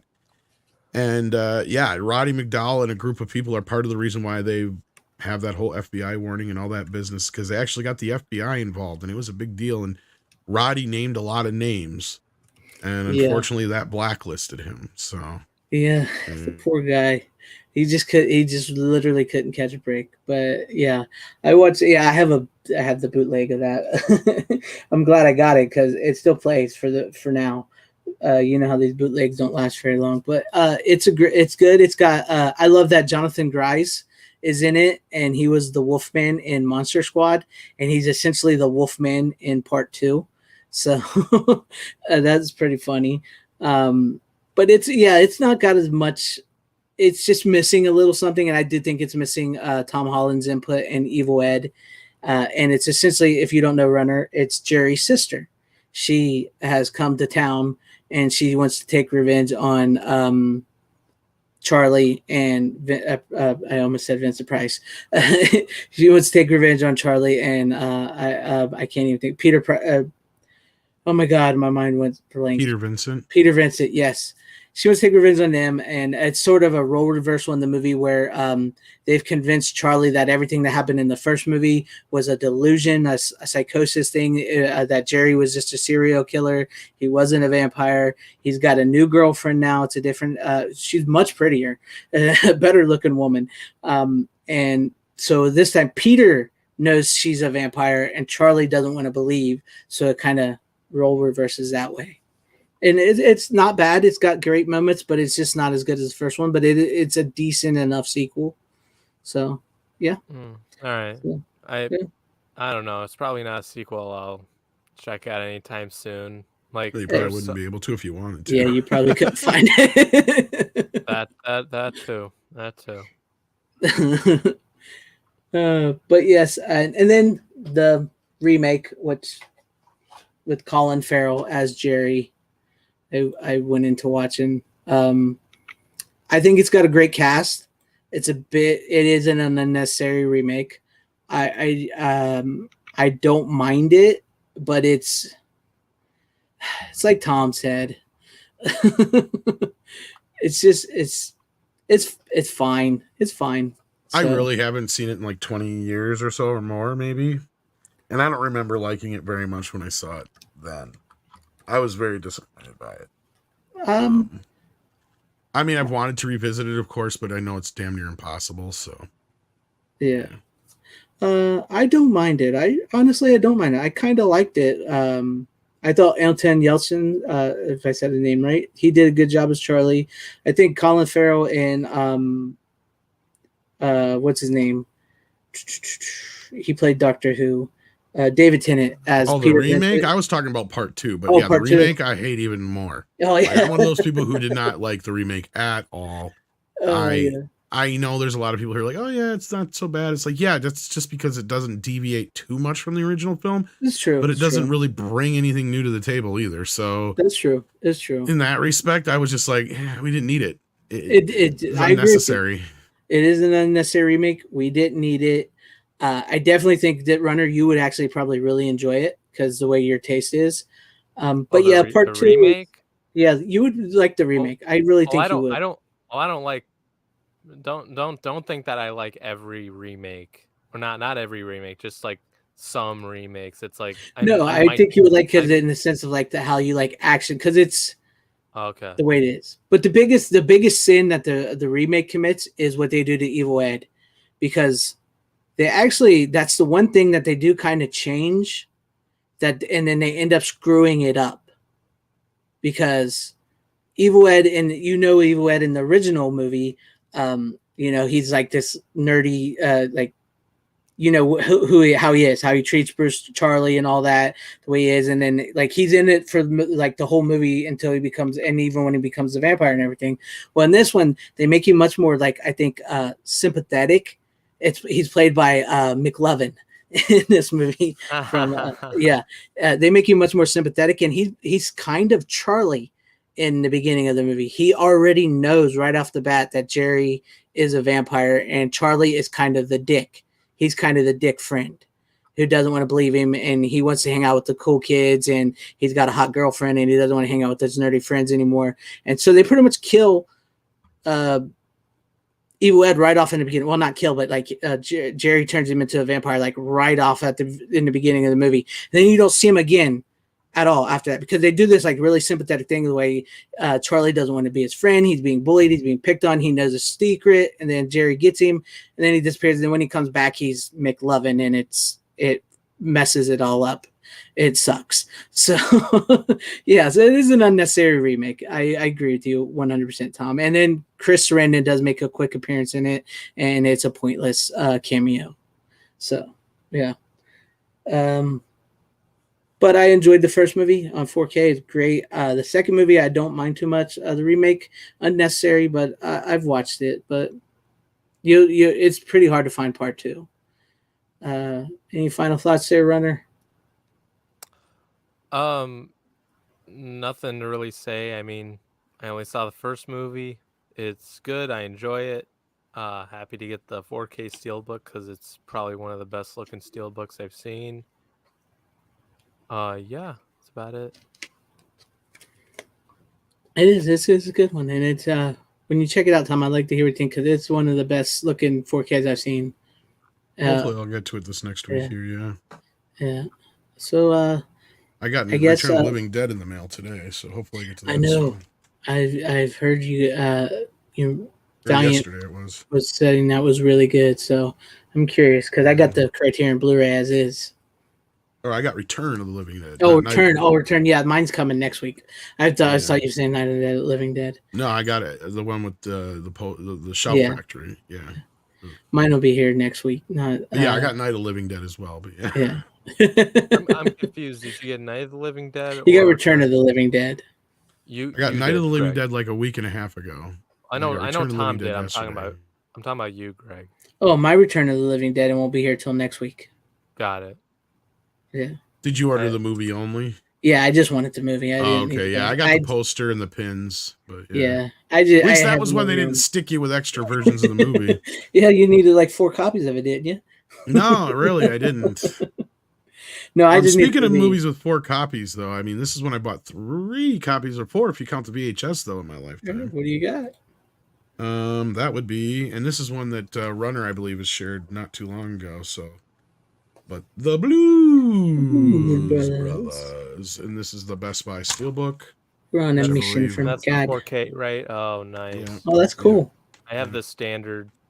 Oh, you got the standard one? I couldn't remember if you had the Steelbook or not. I didn't get the Steelbook because not the hugest fan of the art, but that's not bad. It's not like the original art's that fucking special. I got as far as Blu-ray posters and Steelbook. shit go, the original Blues Brothers, you could take it or leave it. In most cases, it's not anything that great or standing out. I mean, sure, I do like the album art where they're sitting on the car, but that just feels more like album art than it does a movie poster. But no, as far as the scan goes, I watched the Roadshow version of it. The negative parts that are from the theatrical cut look brilliantly amazing, but all the stuff from the Roadshow version you can tell is inserted and not nearly as good a quality, because clearly that was like probably a second or third generation film at the time. For those who don't know, some of these older movies, there you go. See, I don't mind that one. That one would be better than that one. This is mine. I just wanted to, yeah. Yeah, but that's the Blu-ray, Greg? Yeah, it's the regular Blu-ray. Okay. But for those who don't know, they used to do, once in a while, they would do premiere events of these movies, especially way back when, and they would go around and show much longer versions of the film. Like It's a Mad, Mad World, and some other movies famously had versions of these films called the Roadshow versions. And Blues Brothers happened to have one. And I actually know quite a few people who went to see this, would be this version in Chicago in this big, huge event showing of it. And that was one of the last times this version had been seen before home video. But 20 years ago or so, they unearthed it and threw it on the DVD, and then subsequently on the Blu-ray, and now here on the 4K version. But no, other than that, it just appears that everything's been carried over from before. So nothing really new or special per se on this. The DTS-X mix is a nice upgrade. I wouldn't say it's like a huge overhaul or anything like that, though. But I mean, as far as releases go, I mean, not bad. It's the Blues Brothers. I mean, it's true. It's one of those things you got to kind of have. But something that most people aren't sure. I don't know if you guys want to say anything about the Blues Brothers or not. But yeah, I enjoy the Blues Brothers. It's a great flick. I love the Blues Brothers. We're on a mission from God. So, Well, it's one of those movies my dad introduced to me when I was very young, and I loved it ever since. It's a great yeah, fucking movie. It's like I used to watch it a lot with my dad when it was on cable, and like that movie is just it's always a great time watching it. It's so much fun. Not Yep. so much with this one. I never saw it. Well, me and my buddy were like the only two people in America who went to see this. I saw it in theaters. I swear, like, this is one of the most expensive flops in history, more famously known as Blues Brothers 2000. And not only can I not really recommend the movie, although it does have some great musical moments and some bits in it that are kind of, it was ill-conceived from the start. They wouldn't wait a few months for James Belushi. There's a whole bunch of other shit because James was shooting his show at the time. And I just can't recommend the Blu-ray, more so because it looks like donkey shit.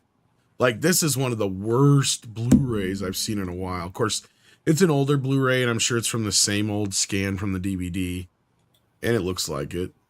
It doesn't really deserve an upgrade, but I mean, honestly, like, I can't recommend this as a movie or a Blu-ray because it looks like shit. So that second movie was such a disappointment when you're watching it and you're like, okay, how are they going to do this? You know, with Belushi being dead, and then you see Dan from Roseanne. It needed to rewrite, and it's real easy. And this is how you do it: you wait for James Belushi first and foremost. Exactly. Then what you do is you have it set up to where Dan Aykroyd, knows that John Belushi's his blues brother has an actual brother or blood brother. Yeah. So he goes out and seeking him out, and what you do is you make James Belushi the cop, like they did Cab Calloway's kid in this movie. So you make James Belushi the cop instead, because that makes it funny and ironic that Jake would have a brother who grew up to be a cop. Exactly. So then you have that kind of dynamic there, which is hilarious. You don't need a fucking kid.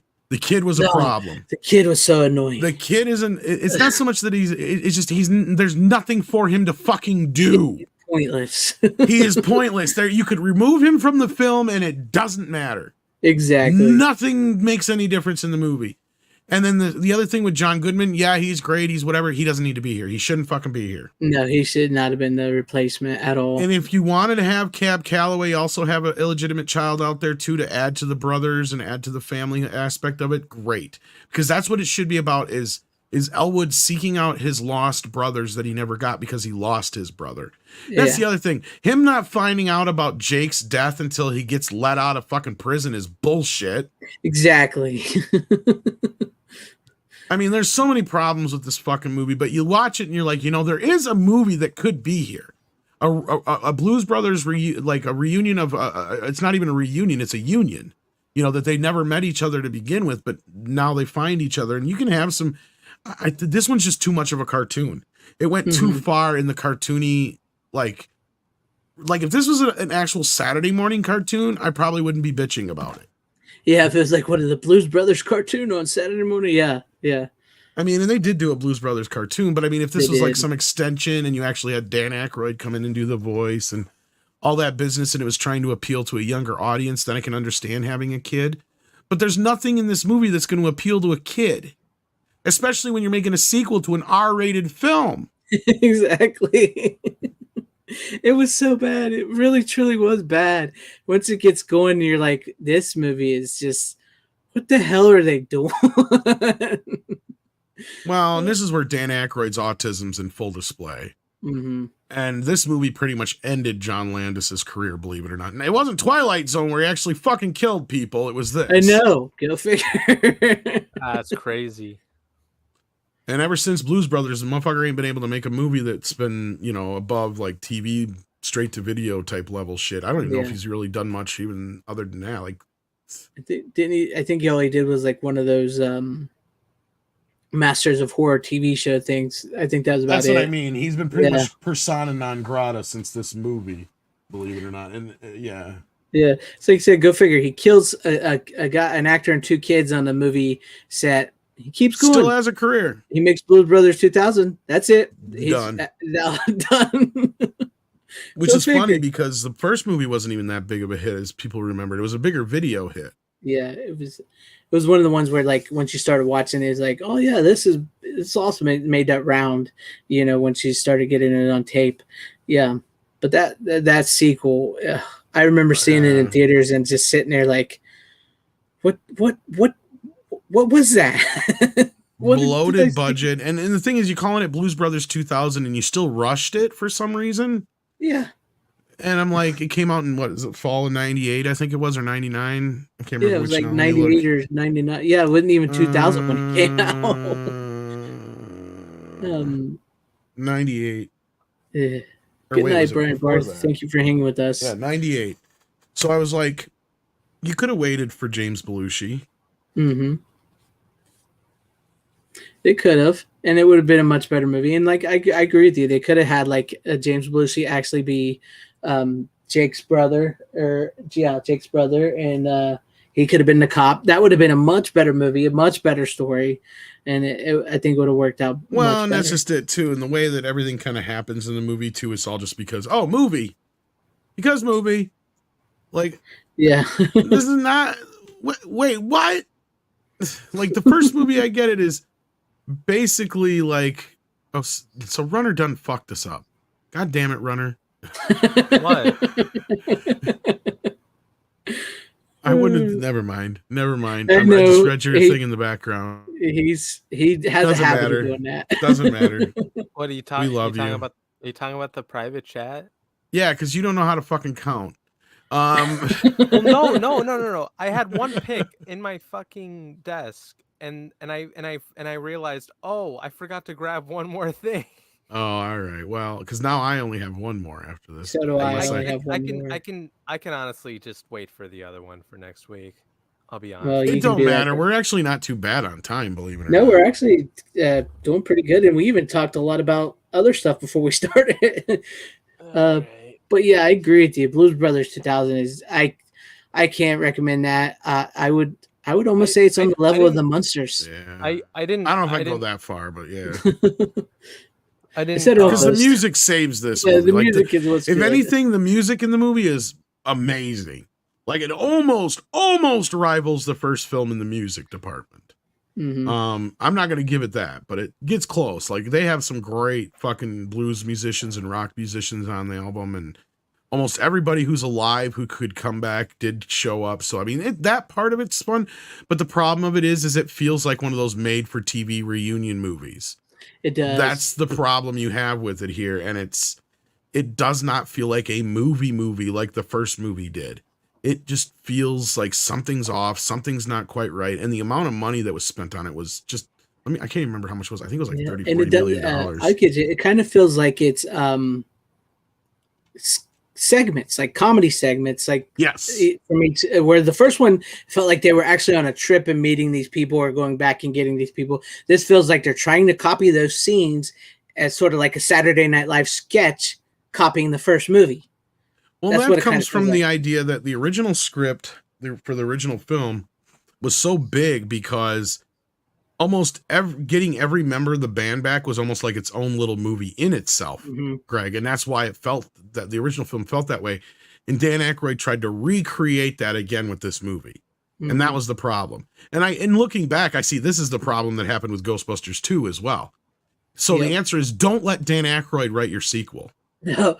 And if I remember, like you said, I think the first script was like 300 pages long. Yes. Yeah, yes. So and that's what I'm saying is he can clearly write an original idea, but he always needs somebody to pare it down, because the same thing with Blues Brothers, Ghostbusters was the same way. Mm-hmm. And the same thing here. The first thing the studio should have done is mandated that Dan Aykroyd gets first pass, but after that, somebody else has got to rewrite this bitch. Yeah, because that's what I think the main problem is here. This is too much of an autistic fucking mess. And I can say that as a father of a son who has been diagnosed with autism and somebody who believes they're autistic themselves.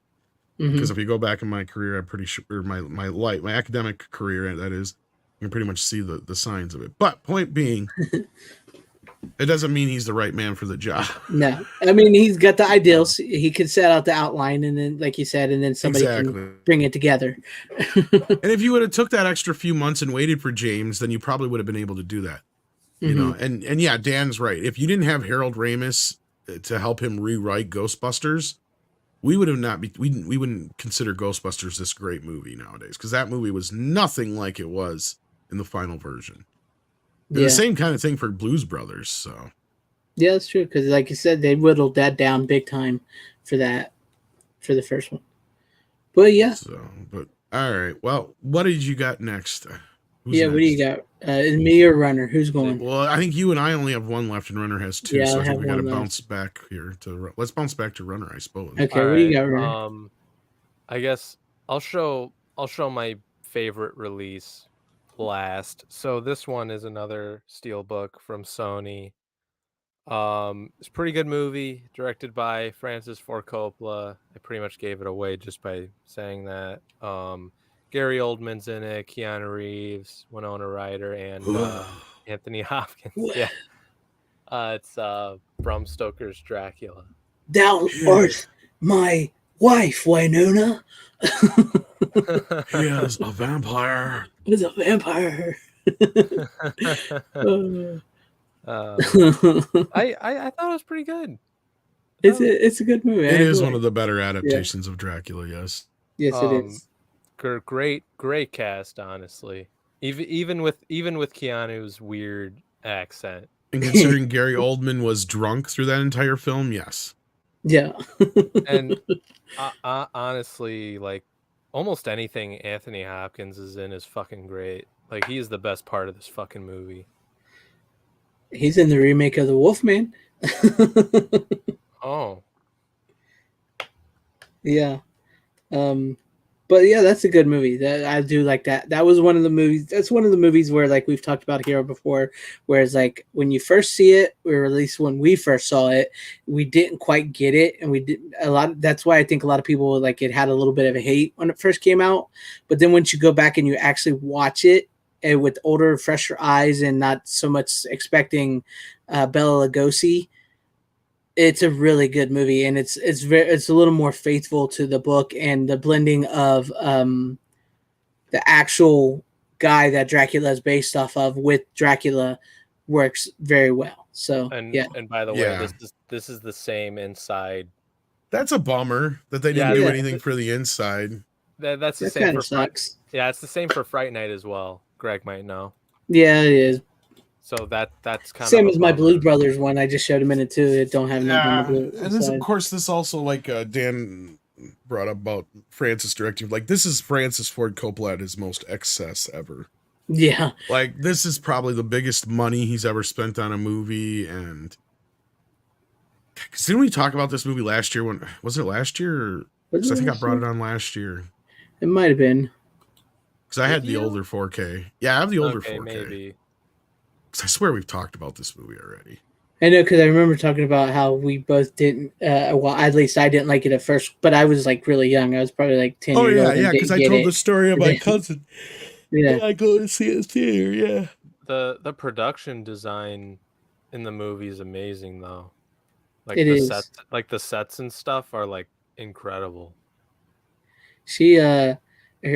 What am I saying?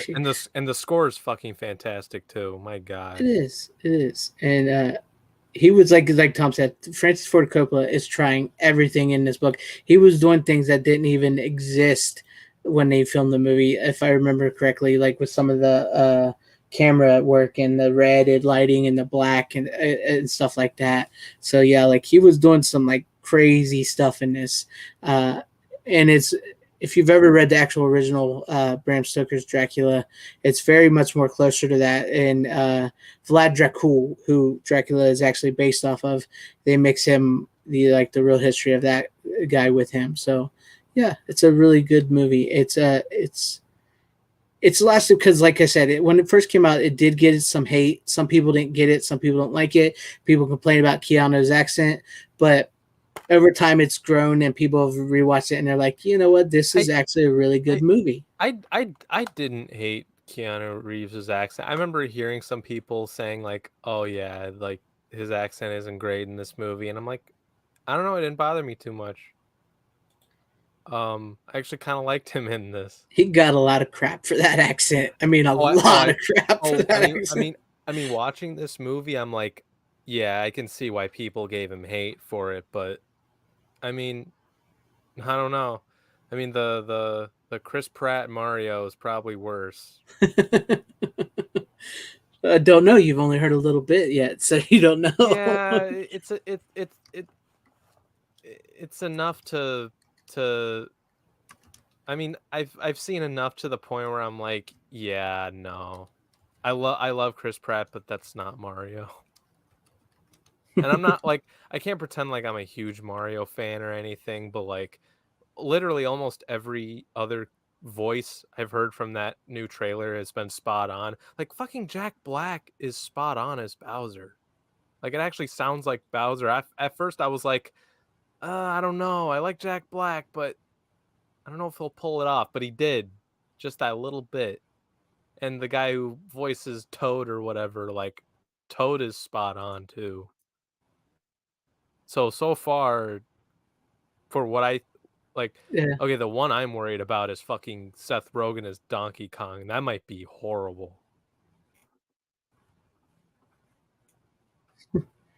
That might be worse than Chris Pratt as Mario. Maybe, but yeah, as far as Dracula goes,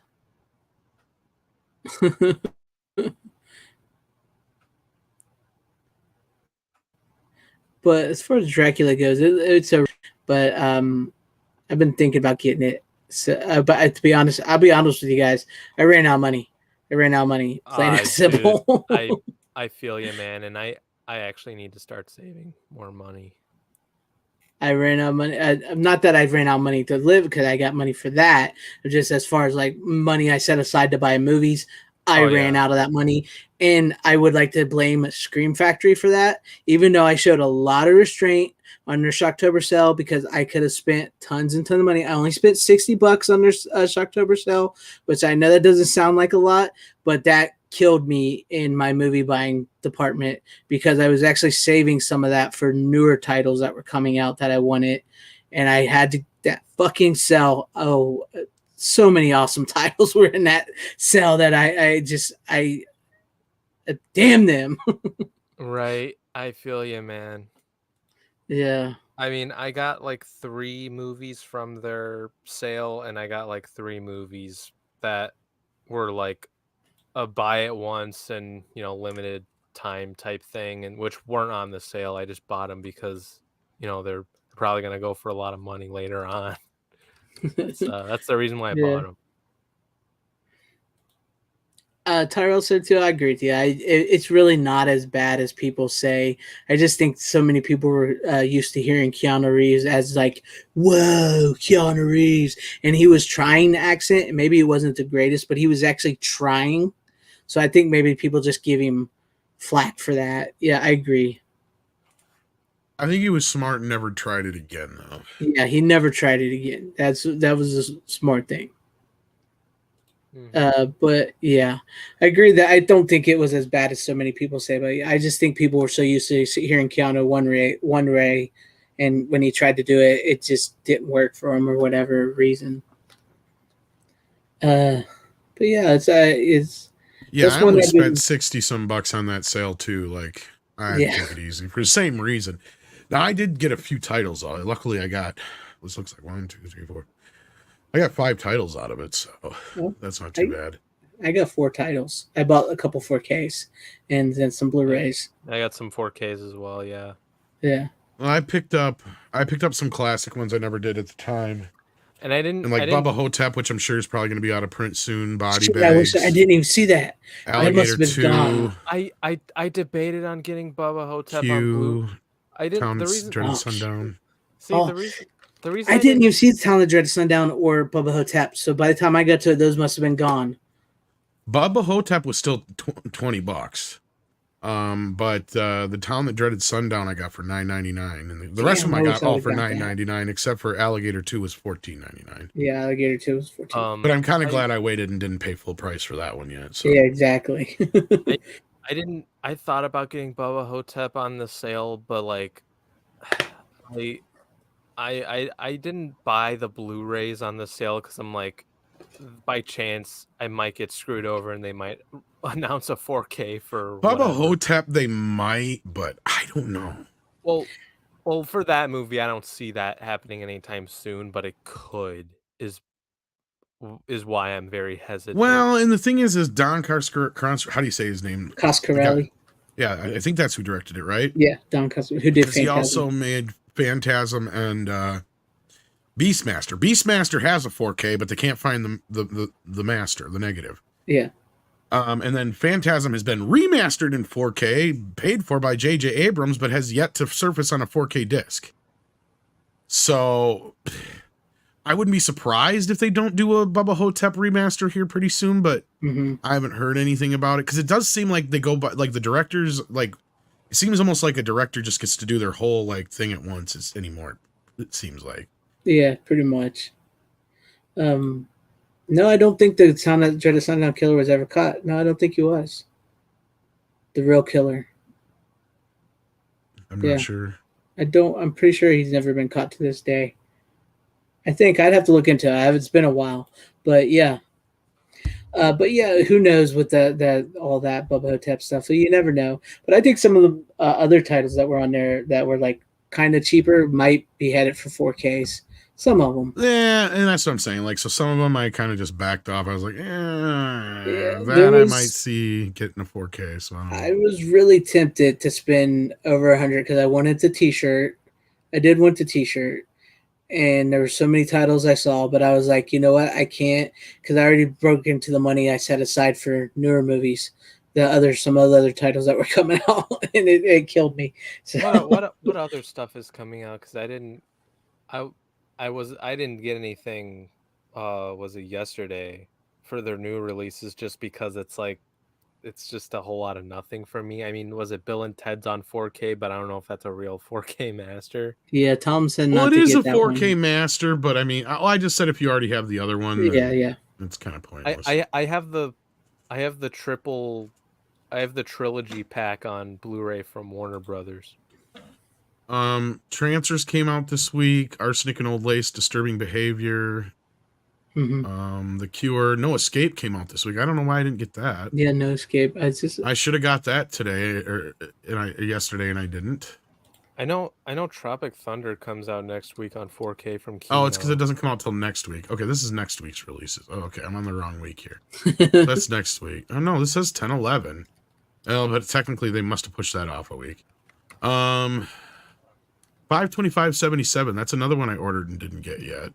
That's the one about the I can't remember the name of the guy, but it's Star Wars related. And this week was kind of a slower week otherwise. Yeah, as far as compared to what we had. There was a lot.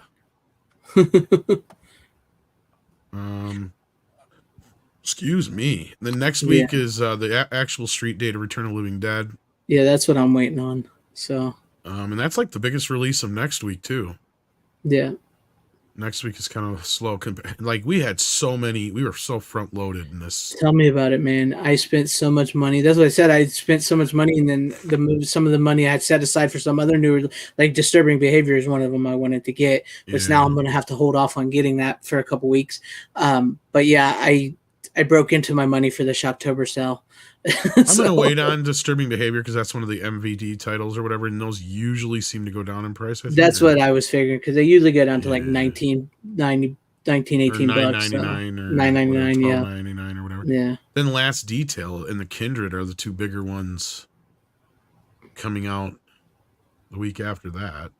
There really isn't a whole lot. Well, I will admit though, Cyril at Midnight helped me save some money on the transfers because I was going to get the transfers 4K, but he kind of convinced me to stick with the Blu-ray. So I don't have the Blu-ray, but like I'm looking at that price and I'm going, yeah, it hasn't shipped yet, but I might cancel it. Yeah, I mean seriously though, check out his review if you need to. Yeah, I probably if you need to change your mind. The biggest release I can think of to come out like yesterday were the Godfather movies, like individually on 4K. And I mean the steelbooks look pretty sweet, but I already got the Yeah. I already got the triple pack. But then last week we had Fright Night, Halloween 6, 7, and 8, Army of Darkness, Scream 2, Dracula, Night of the Living Dead. Right. Yeah. I swear I ordered the paper too, and I didn't get that one. I must not have ordered that one. I know, and also I know you did last summer. So. Oh yeah, I know what you did last summer. Yeah. I think Evil Dead was last week too, wasn't it? Yeah, both of them. Or was that the week before? Not both of them, just the remake.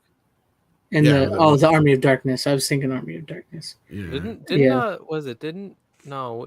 think the Evil Dead remake was 2 weeks ago. 2 weeks ago, yeah. Yeah. Because Army of Darkness came out after, and that was last week. There's been so many. I was thinking about even doing a video about that, just showcasing a lot of my new 4Ks that I've just got. Just like, because it's been amazing. It's been amazing. Too, yeah. Oh, speaking of which, bring up War of the Worlds. Here's something for people who ordered Invaders from Mars, the original, the 4K. It has been delayed. They're having shipping issues with Europe. And they're trying to get to them get to the people who order them out as fast as they can, but it's been a bit of a delay on that. So, for anybody who ordered the original, I don't know if I did. Invaders from Mars. I probably would have if I didn't know where to get it.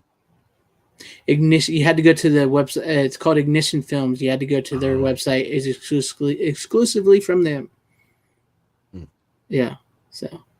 All right. Do you want to go to me or you, Tom, before Renner does his last pick? It don't matter to me. However you guys want to roll. I will say that my last pick kind of goes in the vein of what Renner was just showed with Dracula. We can just why don't we do that then, and then I'll do mine last. Yeah, kind of. But I'll show you. I'll do me. Sleepy Hollow. You do you, boo. I do me boo with Christina Ricci, Smoking Hot. Talk Johnny about a Depp. movie that has a 4K master but hasn't been released on 4K. Exactly. That's one of the reasons I brought this, because this movie needs a 4K. It has been. I have the newer version. Oh, do you? But it's only a standard fucking Blu-ray. It was actually one of the earlier ones that Paramount released in their Paramount Presents kind of titles, but it wasn't Paramount Presents yet. Oh, yeah. So that version you have there, I think, is from the old master, if I'm not mistaken. Yeah, this was from 2006. So yeah, that's the old master. Yeah, but yeah, there you go. Sleepy Hollow. It's a great movie. Johnny Depp as Ichabod Crane is not one too bad. Of Tim Burton's last decent films. Yeah, one of his last one. And unlike Rob Zombie, he didn't shove in Helen Bonham Carter, and even though she can act. Yeah, this is a good movie. Christopher Walken as the Headless Horseman. It's creepy. It's fun. Tim Burton does a great job. Johnny Depp, like I said, is pretty cool. And Christina Ricci's smoking hot. So that sells me on the movie right there. Yeah, Runner. Have you seen this one? No, I haven't, unfortunately. Runner. But it's got a great cast to it. It's got Miranda Richardson, Michael Gambon, who was that? No, that's not who I was thinking it was. Casper Van Dien in it, Jeffrey Jones. I heard about the movie. I just haven't gotten to watching it yet. It's a good one. It's a good one. And now I wish I would have got the newer Blu-ray because it's got a 4K scan on the newer one, which though I've had it since it was released. So, you know what you need to do, Greg? I've wanted to ask you this for a while, but like you gotta like legitimately at least kind of make me a list of movies that you think I haven't seen that I should watch. I could make that list like 100, 200, 300 titles. That's cool, man. I need to watch more shit. This is a good one. I really enjoy Sleepy Hollow. They take the tale of Ichabod Crane because he's not like a simple school teacher who comes to town and the headless horseman runs him off. He's a detective, the burgeoning like CSI type detective, and he's cowardly, and he gets sent to Sleepy Hollow to investigate a murder. And that's where the headless horseman and all that comes in. And Christopher Walken as the headless horseman is just brutal. It's awesome. And fun fact, Ray Park actually plays the headless horseman. Ray Park plays him until Christopher Walken takes over. There you go. How did I miss that? I haven't even opened it yet. I don't know how I missed that at all. That's crazy. But yeah, this is a great movie. And if you don't know who Ray Park is, that's Darth Maul. Darth Maul is the Headless Horseman until it shows Christopher Walken in the flashbacks before he loses his head and everything. So yes, Dumbledore. He was Dumbledore too. I don't know who we're talking about at the moment, but yeah. But it's great cast, great movie. It's creepy, it's eerie. It's one of the last great Tim Burton films. If you've not seen it, check it out. It's worth it, as far as I can say. But yeah, I kind of take that one right along with your Dracula because it's sort of in the same vein with like Keanu, Johnny Depp, setting that sort of time frame of like eerie gothic type mood. So there you go. Any final say on that before we move on? I haven't seen the movie, so I got nothing to say. Burton needs to do the Batman. I would if they can get Michael Keaton back and Tim Burton and they can do it in the vein of like the first Batman and Batman Returns, I would be down for that. Yeah, that's the only a Batman Beyond movie will be the only movie I'd accept Michael Keaton's return as the character, just because what they tried to do with like Flash and even the canceled Batgirl movie, it's just like, no. Yeah. Like, replacing him with Ben Affleck's a bad idea, whether you like that version or not. Like him being old man Bruce Wayne, brilliant. Like that's what you need to do with Michael Keaton. Definitely, I would agree with that. Yeah, I would be down for that. Yeah, so if you guys have nobody seen Tim Burton's Sleepy Hollow, it's worth it. It's got a good story to it, and I dig it. So, Tom, are you ready for your final pick before we get to Runner? Sure. My final pick is the George Romero Stephen King classic Creepshow. The most fun you'll have being scared. That's right. And this, of course, is the Shout Factory release from a couple of years back, where it was scanned in 4K. So Lord knows we'll probably get a 4K master of this before too long. But of course, it came with a nice little booklet. It's cool. Chronicling some things in the movie. And there, of course, is the disc. And yeah, I mean, as far as the way it looks pretty good. I'm wondering how this one will look if and when it does come to 4K, because there is a lot of optical work, of course, with all the transitions and to make it look like a comic book and stuff like that all the time. And so I'm not so sure how that's going to transfer in the 4K version, because there was a clear degradation just in this version when you're going from your standard shots to something that has like a, like a splash page look to it or something like that. But on the other end, I'm sure like the scenes with like the special lighting and stuff are really going to pop, because they popped pretty well on this 2K version of it. But as far as the special features, leaves a little bit to be desired. I mean, Shout's done better than this, but there is a great documentary out there that I don't have my hands on yet about the making of this movie. So I wish they had just put that in this collection, but they that would have been nice. I love that movie. That's a great movie. All the stories pretty much click in that. Where's my cake? and Harris, it's Ed Harris. His dancing in that rivals Crispin Glover's from. Oh, you done it now, you lunkhead. That is such a good movie. Creepshow. It's such a good movie. It's freaking when Stephen King was actually cool. Oh no! When he shit the meteor king. Oh, it's so good. It's so funny. It's just a good. All the stories are great. Yeah. I mean, me personally, I probably would have shuffled them around a little bit because my favorite's not the order they're in, but. Yeah, I don't think the one they ended it on should have been the one they ended it on, but it's not a bad story. Yeah. And it got a little bit more screen time than it should have. Yeah. Because some of the earlier parts suffer from more editing than the latter parts do, but yeah. Yeah. Yeah, I definitely think the Roach one could have been placed in the middle That would have been, yeah. And trimmed a bit more. Yeah, I love the Leslie Nielsen one with what is Sam from Cheers? I can't think of his name. Man, I'm getting bad with names tonight. I almost called him Sam Malone. Yeah, so did I. Ted Danson. Ted Danson, yeah. Like my favorite one's either the Hellbrook, Adrian Barbeau one. Yes. I would have done that last, or the Stephen King one I would have done last. Yeah. One of those two, but yeah, or you could have done the Leslie Nielsen one's probably the most famous of the bunch. Yeah. But no, and I feel like this is kind of a predecessor to what Tales from the Crypt became, and we got a ton of movies after Creepshow.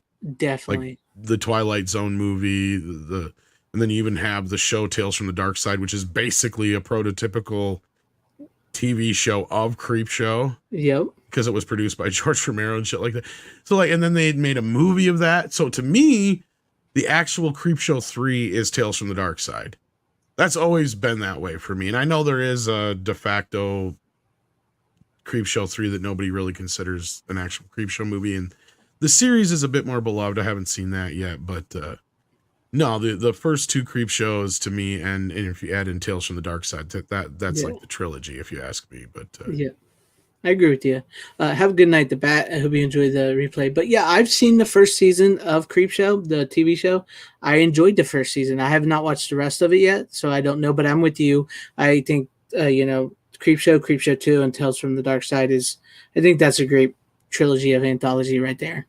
From those type that I agree with you on that. And just I love those stories. What do you think about part 2? Because I know a lot of people, I like some of the stories in it. The Raft gets all the love, but I kind of like the Indian one. So I love the Indian one, yeah. There's a couple other good ones in there, but it's not nearly as good as the first film, of course, and it doesn't have the same pedigree behind it. No. But the original Creepshow though is very well done, and actually it's probably aside up until you get like to Land of the Dead, it was really one of Romero's only studio films, even though it didn't start as a studio film. It got picked up by Warner Brothers. Ironically, yeah. So no, I can't recommend it enough. I don't know if Shout still has the Blu-ray available or not, to be honest with you. I think it is. I think it is. I've had it actually in my list for quite some time that I've been meaning to buy, because I don't know why I've never pulled the trigger on it, but yeah, it's there. And then Arrow has part 2, but I think it's still in. Yeah, I have part 2 as well from Arrow, but yeah. Yeah. I kind of wish I'd gotten the collector's edition because it would have went with this chunky box. Yeah, but chunky, my part 2 is just the disc, and I'm like, yeah, shit, whatever. But yeah. But I love it, and Father's Day is a great story. The Leslie Nielsen one is one famous. I love it, and I love the. Yeah, I really do love the Adrian Barbeau one, because with Holbrook and her, that story.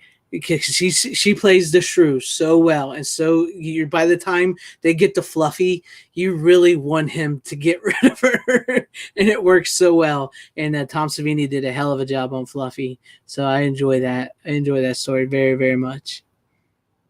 And I really just love the Creepshow skeleton puppet guy. I mean, and the animated sequences are great too. So I mean, like the whole movie comes together as a very well done package, and especially for Halloween, it's a good one to throw on. And at this point, regardless of like honestly, this outside of some bits of it, you can actually watch this with kids. Yeah, it's really not that scary. I mean, it's got some really scary parts to it, but you can really watch that with your outside family. Of some of the F words and shit. Like really, there's not a whole lot in this that I would say is, I mean, yeah, it's blood, gore, and there's some real truly scary bits. But I mean, if you're looking for something for that, it's tough on Halloween for that 10, 11, 12 age group, because they're just getting a little too old for trick-or-treating, but they're too young for some of the harsher horror movies. This one probably falls in that area that I think would be safe enough, and I could recommend for like a Halloween slumber party. I don't know if you guys agree, but as a parent, you might, Greg, agree. I agree with you. Yeah, that 10, 11, 12-year-old range, I think could handle it.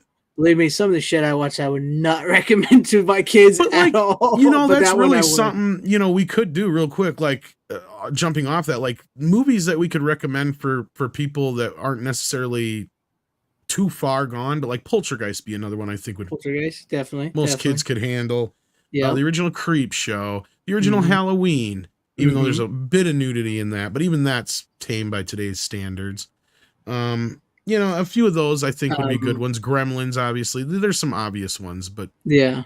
I would say Night of the Comets. You could probably let your kids watch Night of the Comets. Yeah, I think that one's only PG-13 if I remember right. Like the worst they get is Kelly Maroney is in her underwear. That's like the worst they get in like far as sex goes, but then like the zombies and kills aren't really bloody or gory. So yeah, I would say that one. Yeah.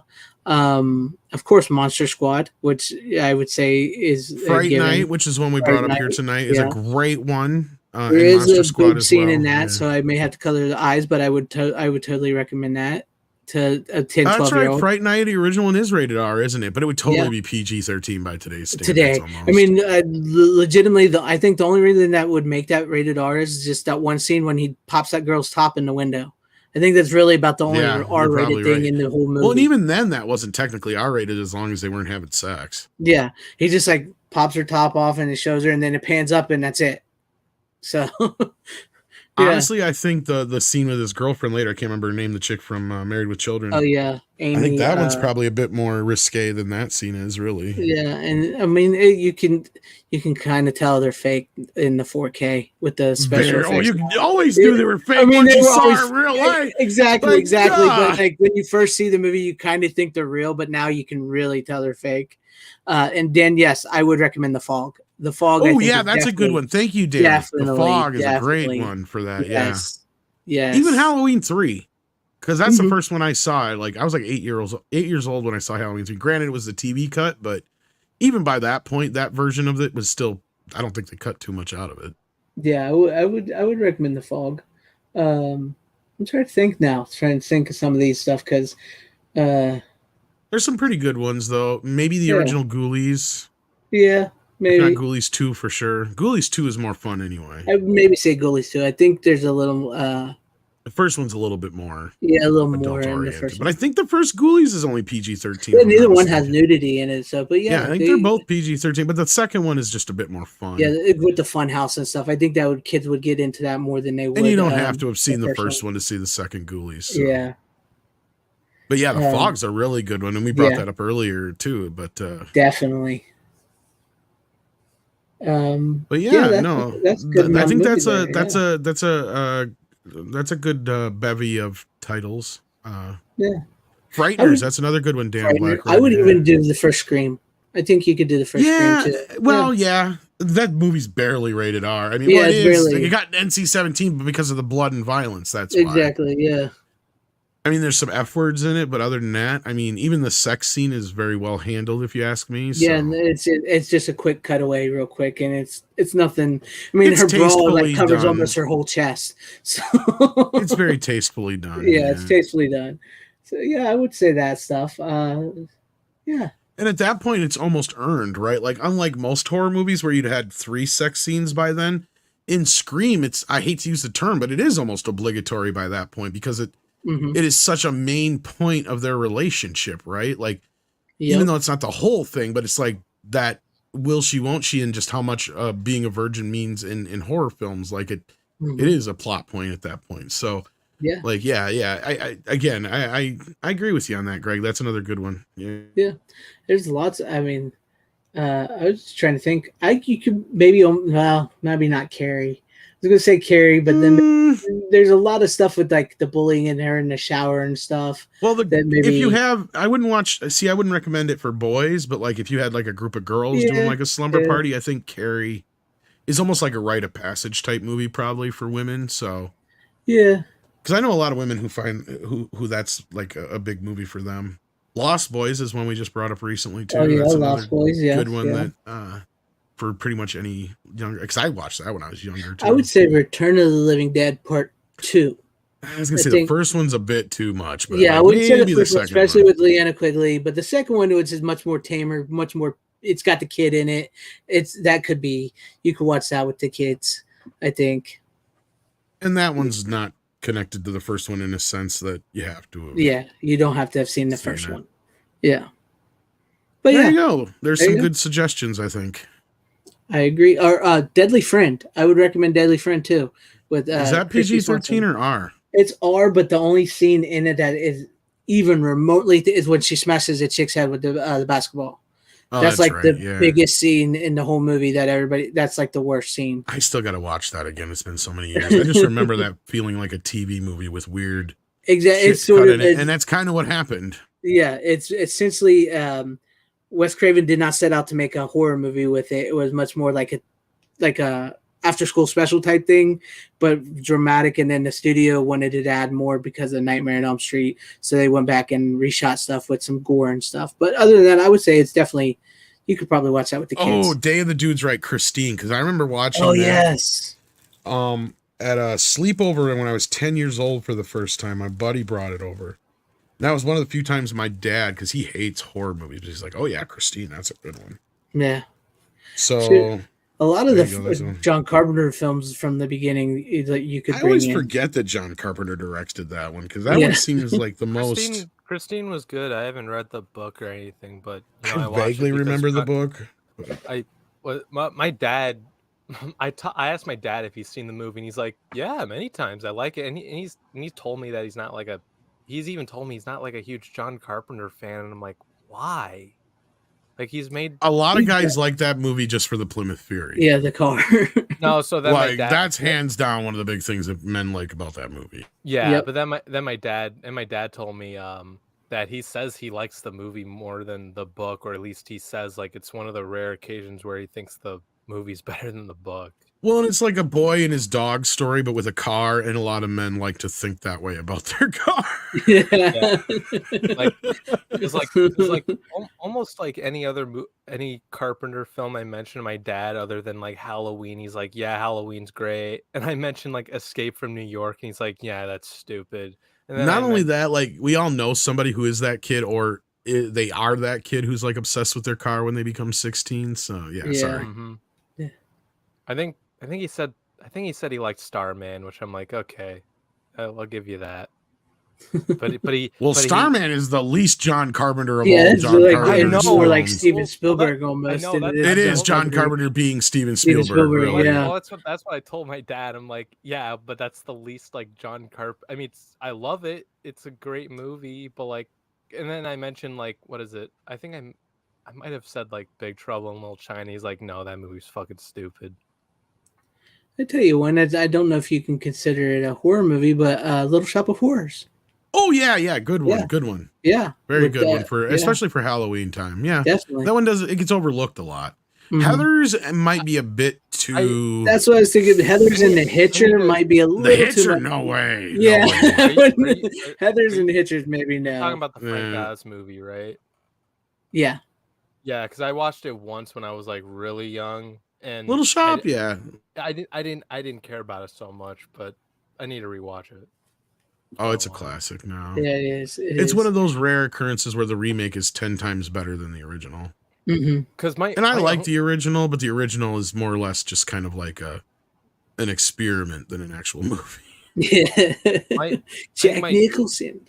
my believe it or not, I haven't seen the original, but my uncle gave me like a double feature. Like a Jack Nicholson horror movie double feature thing on like DVD or something for like Christmas. Check it out. It's not a bad little movie, and it doesn't run too long. It's only like an hour and 10, 15 minutes. Oh, nice. And the whole thing of it is Roger Corman bet somebody that he could make a movie in 24 hours. And so like in one day and with a couple hours of reshoots on another day or extra shooting on another day, he made a movie. Plus it was an existing set. And they were I can't remember if they were going to tear it down or they're going to start shooting, one or the other. But he only had like 48 hours to use it or something like that, or a week to use it. So they did a shit ton of rehearsals for that first week. And then they went and shot it all in one day and one night. And then, like I said, a couple hours into the next day. But yeah, so that's like what it's most famous for. But the story is so good, right? Like, and it's the same story that's in the remake. The remake just ups the ante a little bit, changes a few of the dynamics, but the original story is actually, for what it is, considering it was made for nothing, and I mean fucking literally nothing. Exactly.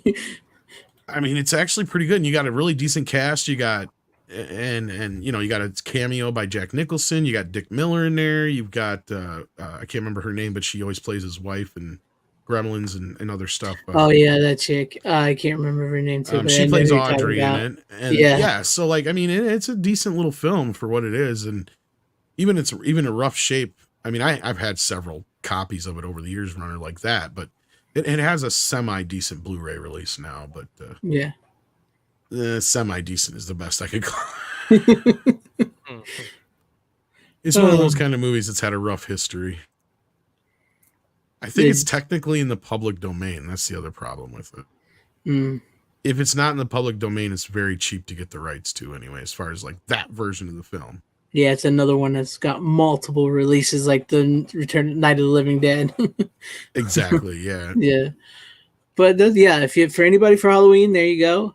For it has kids and when it's thinking about what that about 10, 12 years old, I think this would work. Pre-teenagers. The ones that are too old for trick-or-treating, but too young for horror films, yeah. Before we get to your final pick, runner, Tom, you could probably answer this question better than I could. From Christian Sterling, I just got an LG OLED and LG UBK 94K player. What kind of sound system would you guys recommend without breaking the budget? Well, that's actually a better question for Valiant, but like the quick answer, I'd have to know what you're kind of working with for a budget, and B, like your room itself. But you can get a Dolby Atmos system for pretty decent price now. It more or less the bigger question is, are you gonna have to buy more speakers? If you have like some speakers you can work with already that are decent, you might be able to get away with only spending a couple $100, but it depends on what you want to do, what kind of setup you have. If you're like in an apartment or something like that, I know some people have had a really good luck with certain soundbar systems. I'm not a big fan of those, but I know that you can get pretty good results in really small areas. But me personally, like I went all out this last time, but yeah, that would be one. Christian, I'll tell you what, you're better off tuning into next week, Wednesday. We have 4K for You at 6 Central on Midnight's Edge After Dark. And Valiant Renegade is somebody who'd probably be able to answer that way better than we could. Yeah, he's way better on that stuff. Apartment about 500. You should be able to do something pretty decent. I'd go with like a Dolby Atmos system, and if you can repurpose some speakers, then you wouldn't have to buy so many other new speakers. Then you might be able to get away with pulling off a pretty decent system. I don't know what you have now currently, so I also need a recommendation for a good Atmos system for my place. Well, what kind of square footage are you looking at? Basement. Well, the beauty of that is in the basement, you can actually put your Atmos speakers above you like they're meant to be, not worry about ruining your ceiling. Fair enough. Unless it's a finished ceiling, or if it's a drop ceiling, even better. Yeah. I wish Greg didn't answer it like a fucking dick. But yeah. I live in my mother's basement. You're such an asshole. I want to beat you up so badly. I'm going to beat you up with a stick. And Christian, you got an apartment about 500 square feet. As long as you're not worried about pissing off your neighbors, then you can probably go with a full-on system. See, that's you can get the receiver itself for probably about $250, $300, and then you kind of budget the rest out for speakers. Yeah. Sometimes if you go like with mono, check out your local. If you have like a local sound place, sometimes they'll help you out pretty well. But again, it all depends. I would not necessarily go to like a Best Buy per se. They may have some of the better deals, but I don't know what you're going to get for a salesman. So, chances are they'll try upselling you on some shit. My biggest worry about getting an Atmos system is like I might get a complaint saying like, "Oh, it's too loud" or whatever. Whenever I watch a movie, that's my one thing. I don't know. If you're somebody who doesn't mind sound bars, I guess Sony has a few decent ones. The thing with a sound bar is they say they're Dolby Atmos and stuff like that, but they're technically more like fake because they don't, or they might have that many speakers in the system, but you're putting them all together. So unless you have a real concentrated area, then like if you have a big room, a sound bar is not going to work. If you have a big room with like tall ceilings and you're not real isolated, like if you got more than like say 8 feet or whatever between you and each wall, you're probably not going to be able to do a sound bar. You're going to want speakers that you can space out and fill out your room better. Yeah, I got a pretty cheap sound bar. I mean, I'm not a fan of sound bars though for that specific reason. Is they're good for small concentrated areas for things like dorm rooms, small apartments, bedrooms. But when it comes to a living room, if you got a bigger living room than say like by, like I said, in that 12 by 12 or bigger range, like you're going to definitely want to go with a true system. Because even in my room here, like I've got my old Sony Dolby Digital system over here, and I've got the 5 speakers set up still. And even a 5.1 system does a pretty good job. But Atmos is nice because you can mess around with more speakers, and they're usually compatible with DTS X and shit like that. So, which is a very similar format. So, honestly, my bigger thing, it's a smaller apartment. Then you may want to test out some of the higher end. For that kind of budget, you could probably get a really decent higher end soundbar system and still have some money left over. It all depends. But I've heard Sony does some of the better stuff with the Atmos stuff so far from the reviews I've seen, but I don't know much about soundbars, so I'm not a big soundbar guy. Alrighty then. Ron, are you ready to show your last pick for the night? Fuck yeah. I have a feeling I think we know what it is. Yeah. Batman v Superman. Batman v Superman. No. Dawn of Groovy. The Mega Ega edition.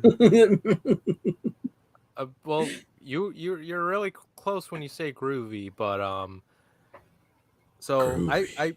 I didn't for some reason I didn't like get this in my I only watched the first like 20 minutes of this movie on 4K and it looks fucking incredible. Holy shit. Like this is absolutely worth the upgrade. There's no question about it.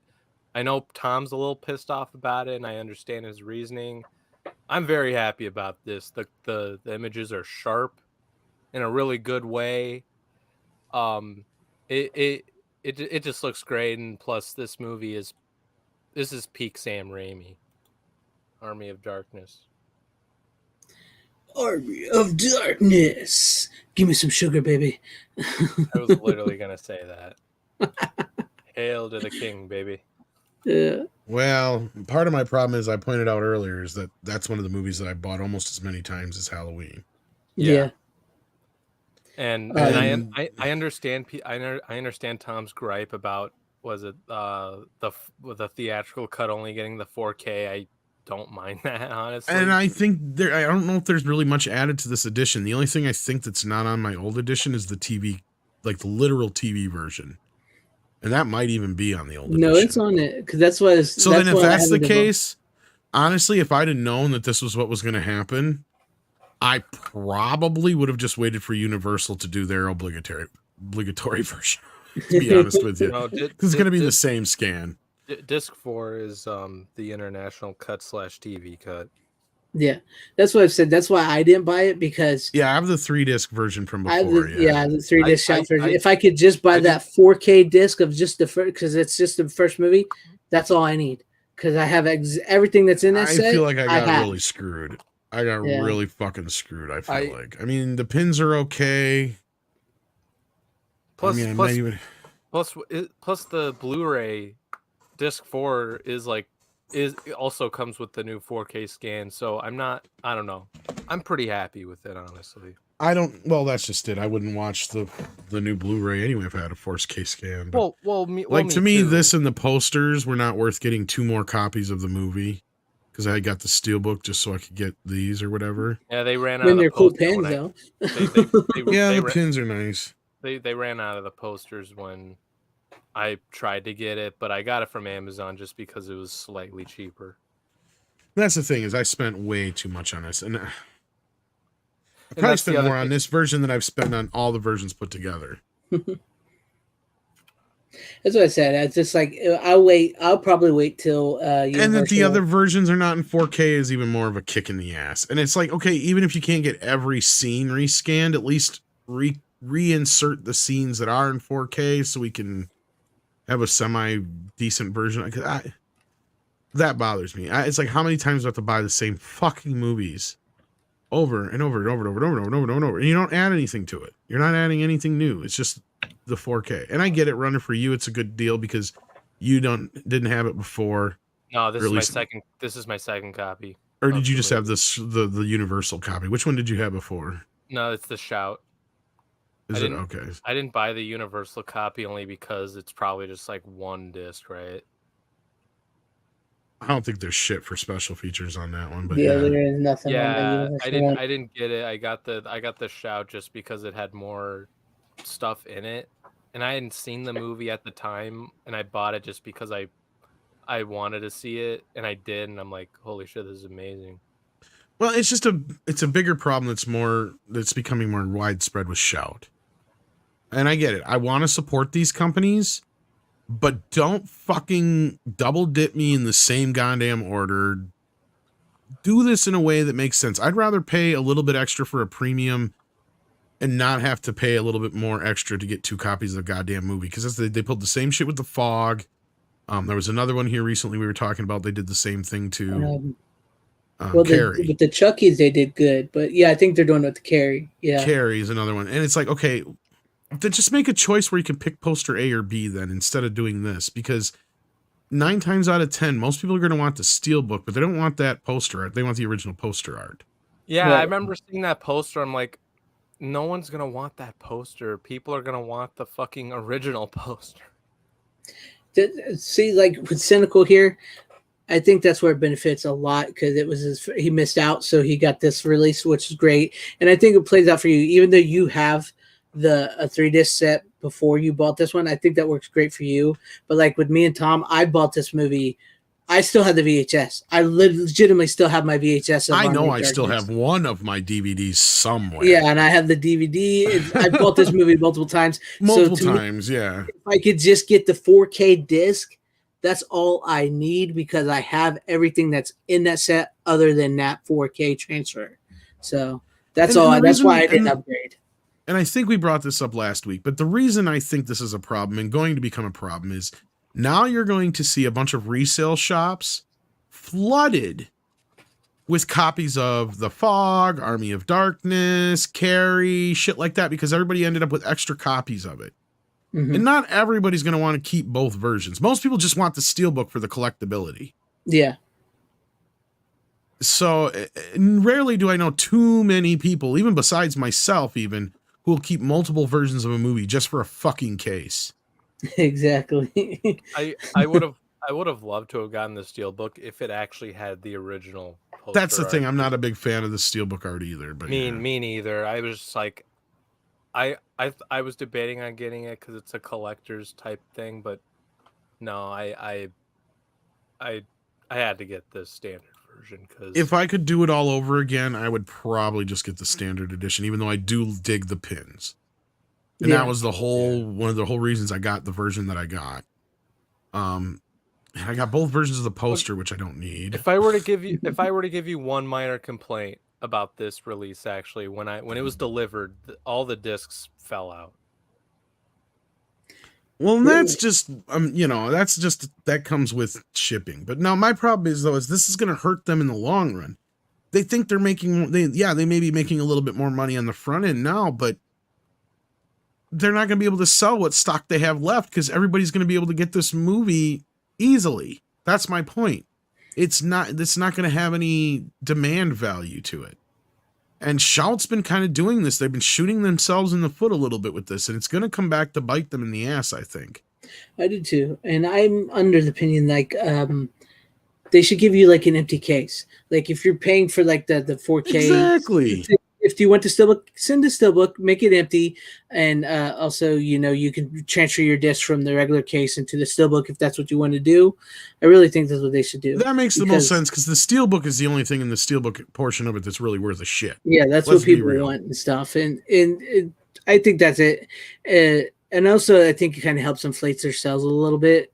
That's what I'm talking about. That's doing it now on this end, but then later on, they're going to end up with a bunch of back stock on the movies because you're going to be able to walk into any resale shop and buy the movie brand new, probably for a decent price. And who's going to fucking order it from Shout for twice the price when you can walk into a resale shop and get Army of Darkness or The Fog or Carrie on 4K for $15 or $10? Yeah.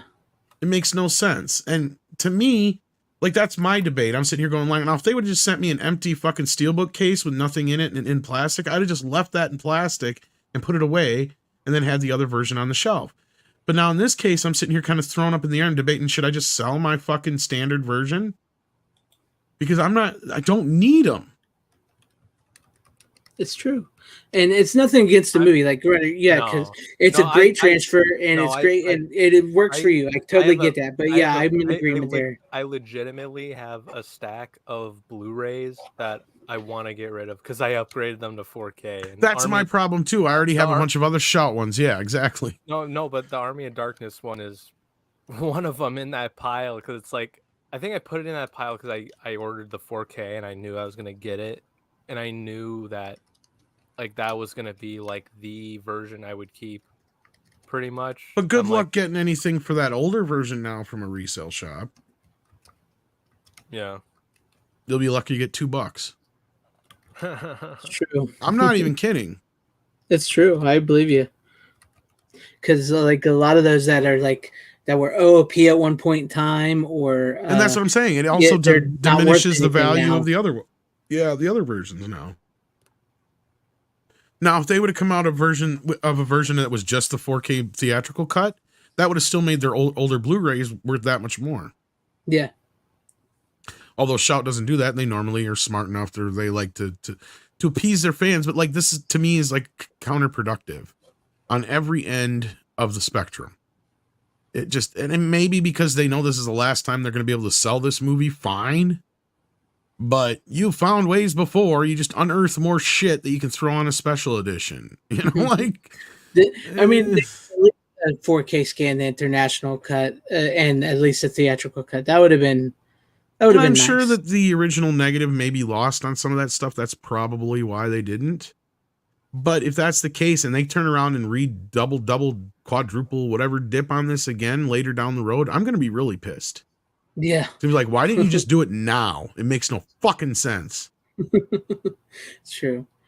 But yeah, I mean, that's a good pickup. Like I said, I don't want anybody to get the wrong idea here because it's if you've missed out on the 3-disc before or if you've never had it on 4K, this gets you the 4K movie. Just don't buy the big set is what we're getting at here because they'll send you 2 copies of the film and then you get 2 posters and one of the posters. Just buyer beware. Yeah, just beware what you do there.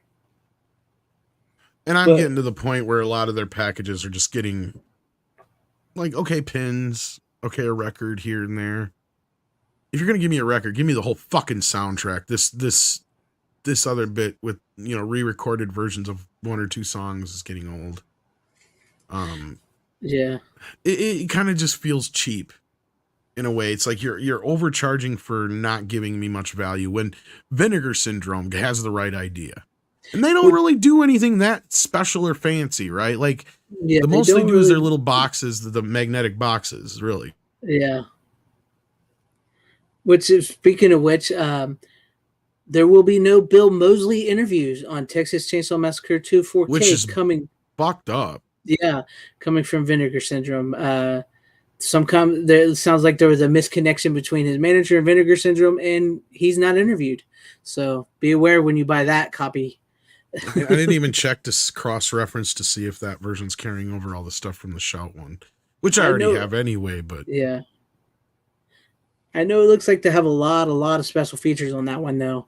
I just can't believe they didn't get Bill Moseley. That's like, he's like a huge part of that movie. I guess from what Mike said, yeah, there was some miscommunication between somebody somewhere. So. Yeah. Which is just it's a boggling because he's usually pretty up to talking about it. So yeah. But he's pretty active on Twitter too, for that matter. He's like tweets out a lot of stuff, which I'm surprised. And he's pretty cool. So yeah. But any final words, Runner, on your Army of Darkness there?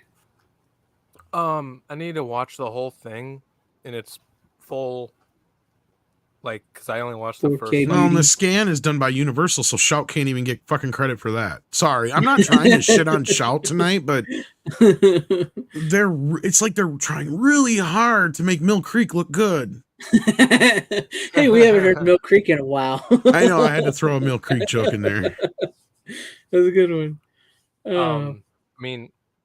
I mean, I really don't care who the scan is for. It's a good scan. It's great.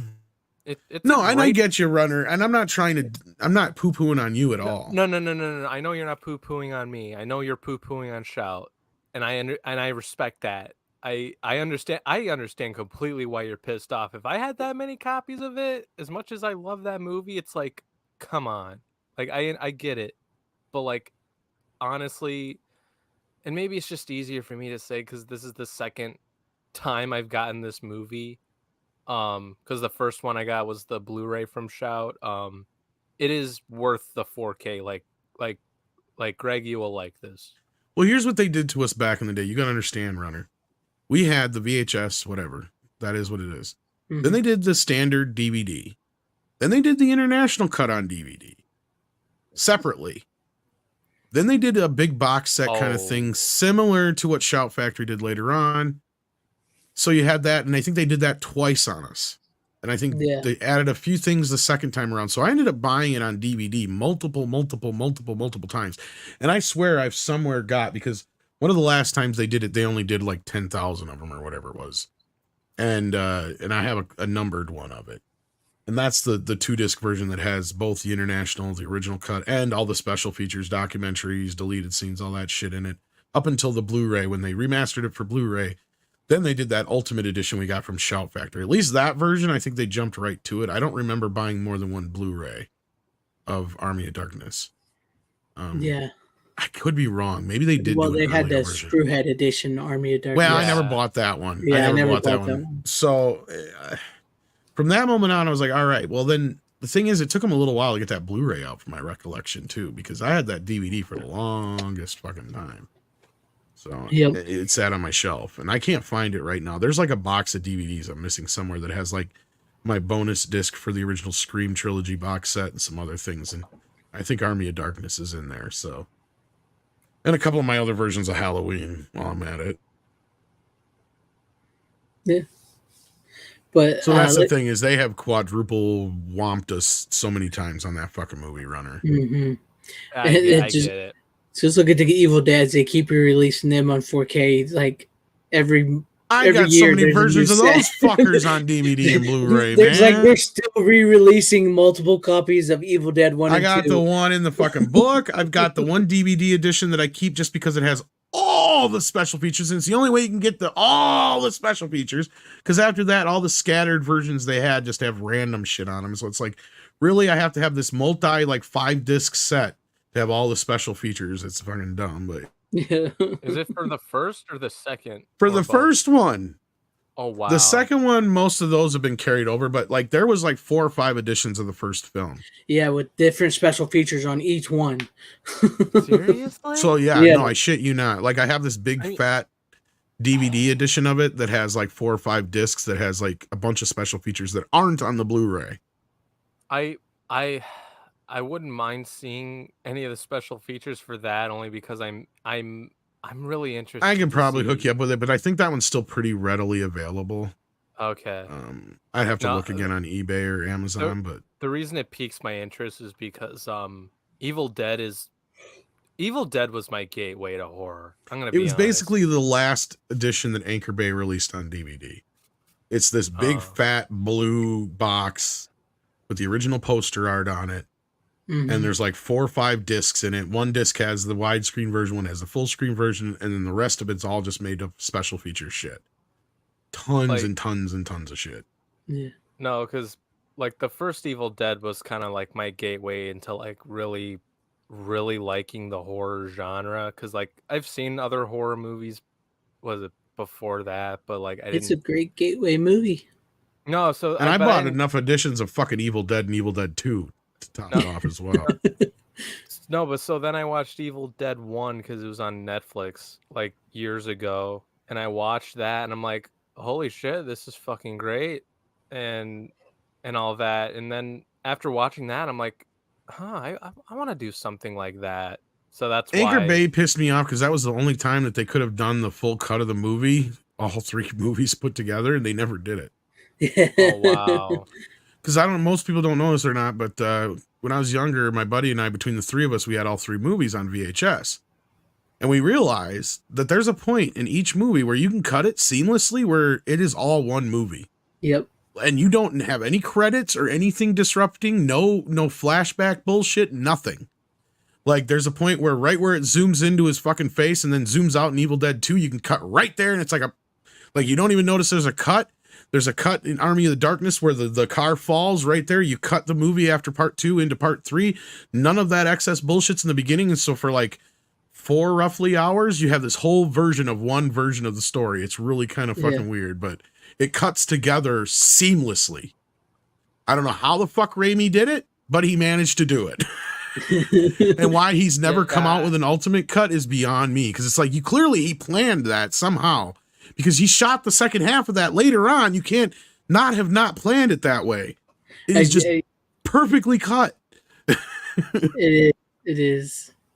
Yeah, it is. And through that, you cut all the beginning of Evil Dead 2 out, and you cut out all the beginning of Evil Dead 3 out. So you have a perfect, seamless, like, just running storyline through the whole thing. Yep. The only thing that kind of throws it off, I think, is the S-Smart shit, but I think it's introduced in a way that it's kind of a flashback anyway, so it works. So, like, it still worked. But I think when we went back and we redid it with the international cut, because that worked better in the cut, if I remember right. But, yeah. Yeah. Cool. Sorry about that, but yeah, we had that. That was our thing when we were younger. We cut those 3 movies together, and we did it a couple times. So yeah, that's cool. I never did it with a digital version, though. Believe it or not, I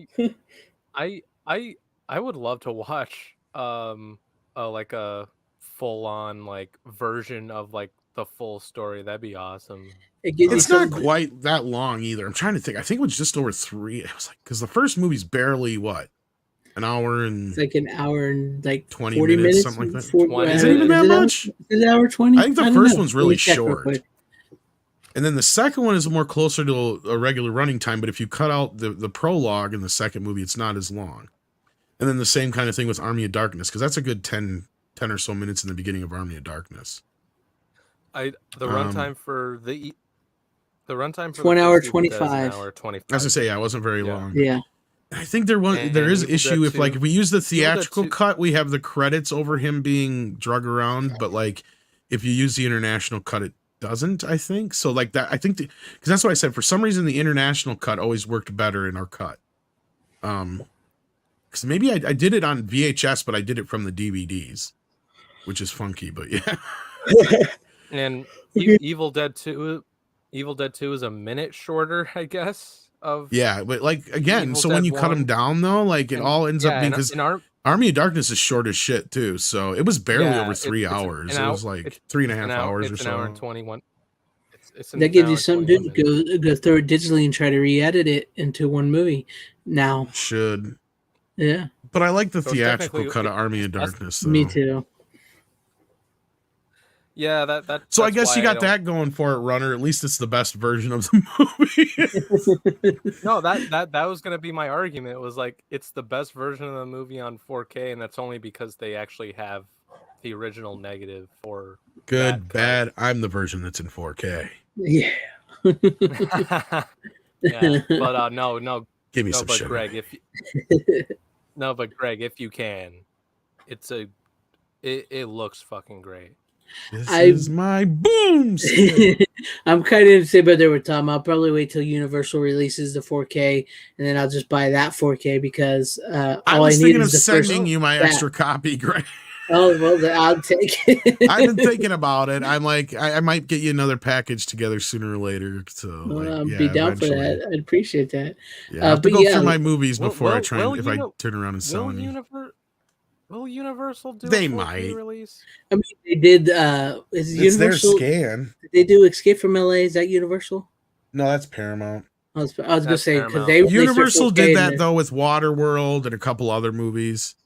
But in them cases, they didn't like Arrow didn't get to do the 4K edition. They just did a 2K of the 4K scan, and then Universal released just the 4K edition like 6 months to a year after that. So I won't be surprised because they did the same. Because that Screwhead edition came out like either 6 months just before, or a year before, or a year after, or whatever it was. The shout version anyway. Close to the shout version, yeah. So Universal always does that. The other companies do the same thing. Paramount does the same thing. That's kind of what it is. Is Shout will get like a little window, and that's all they get, or these boutique companies, and they basically get a window to play with on some of these movies. It feels like, but other projects they get all kinds of time on. So, and we're gonna have more to say on that in the future here, hopefully soon. But I hate keeping a lot of this shit undercover. What's going on? But I know. But Runner, I am glad that you enjoy it. And much like Cynical said and stuff, for people that maybe didn't get the Blu-ray 3-disc set, this is perfect for them. Just beware when you like buy the big box sets that shout out. You're getting multiple copies of the film and stuff like that. Better just wait a week or two, and it might be flooding your. Resale shop. Go to your resale shops. You might be able to find the 4K, not Steelbook one, but the 4K standard one for pretty cheap. So you might even find some Steelbooks. Yeah, you may. But I'm glad you do like it, Runner, because I'm glad to hear that it's a great 4K. Because I have heard that the kit transfer is really, really good. I've heard that. Plus, it's Sam Raimi's first 4K transfer he's ever worked on. Yeah, it looks fucking great. Like, despite... Also, he didn't oversee Evil Dead and Evil Dead 2, considering how good those look. I'm surprised. No, he didn't, because they've touted this as his Shout released a statement saying this is his first 4K he's ever saw. So, yeah, he didn't do the Evil Dead ones, and the Evil Dead ones look great. I have a feeling Darkman's coming. Yeah. I was gonna say, are we gonna get Darkman on 4K? That'd be That's another Universal... I kind of wish I would have bought the Darkman trilogy during the sale, but I don't care for the sequels as much. Neither do I, but I kind of wish I would have got them. I haven't seen them, and I don't want to. I'm just like, Darkman. It works so well as just a one-off. Honestly, it is. The sequels are bad. They're not good. But I kind of wish I would have bought them. I have no interest in watching them. It's like the ending is great where it is. Yeah, and I know this movie has a 2K scan right now, but I'd love for Drag Me to Hell. I think Darkman will probably get a 4K.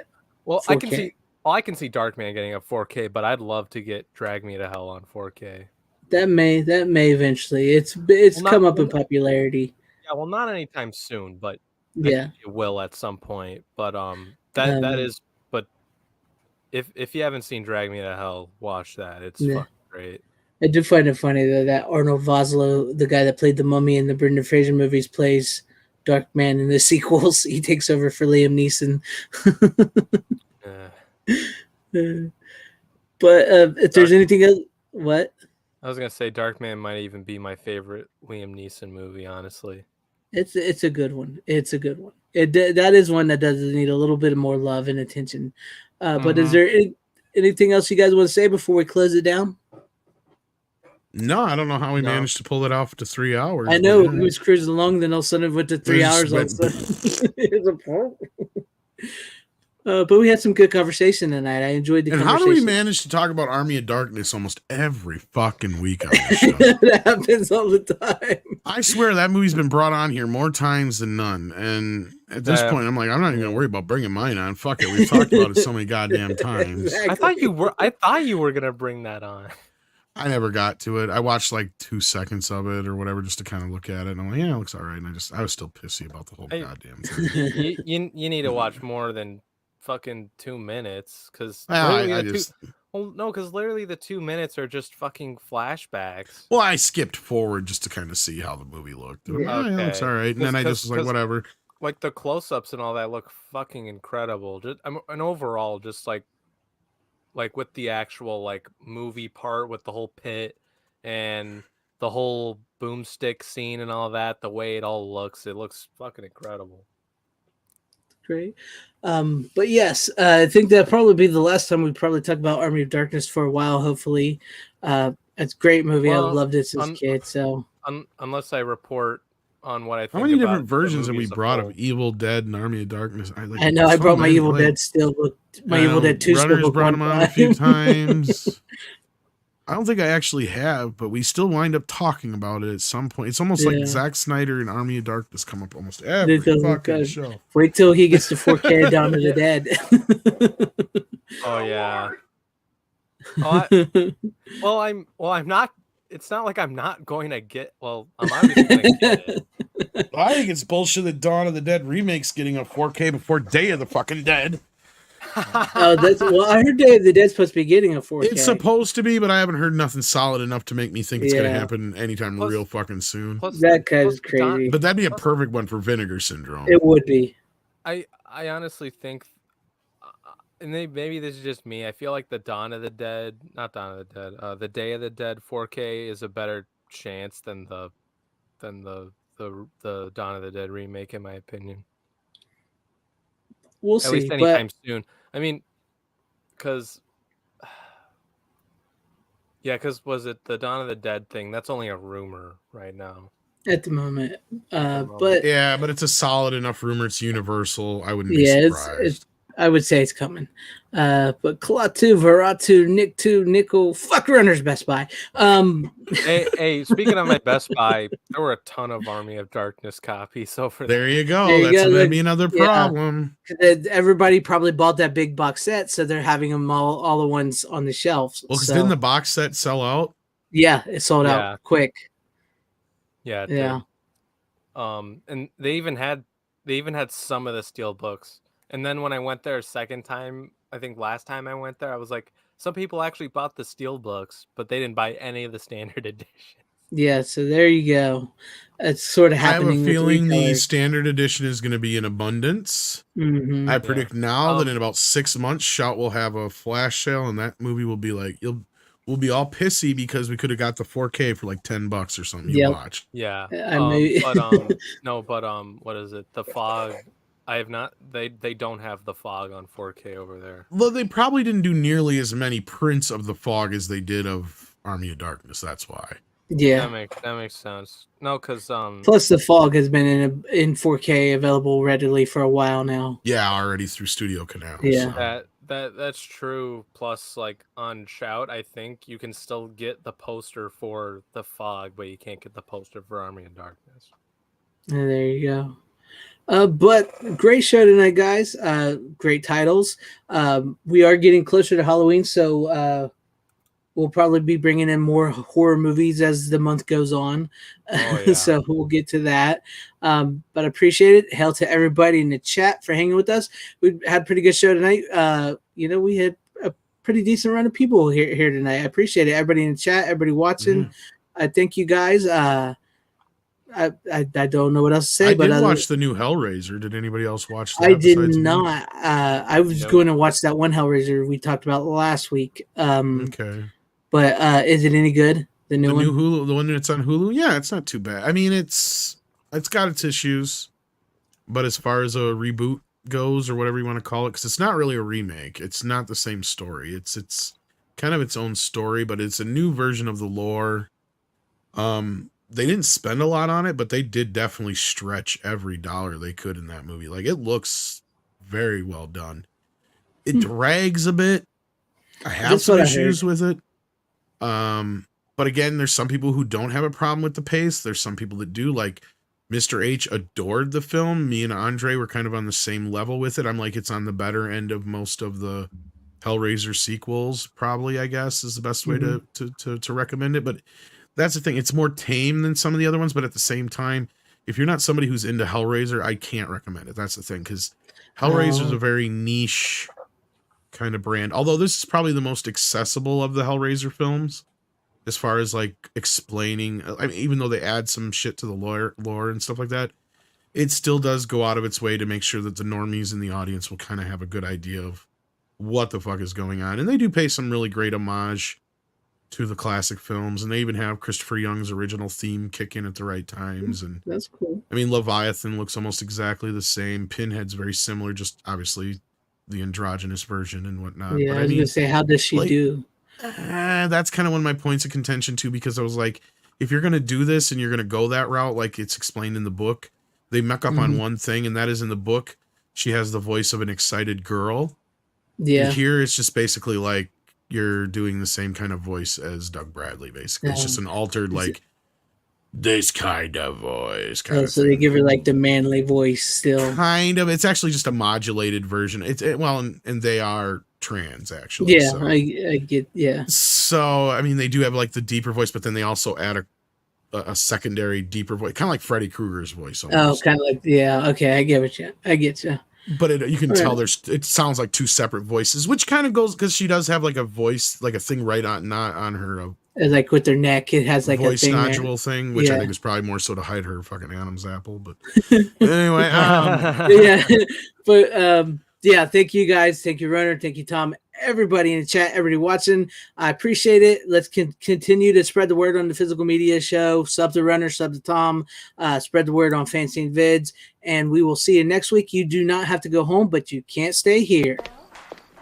How you doing? Halloween 3 is good. Bitches leave.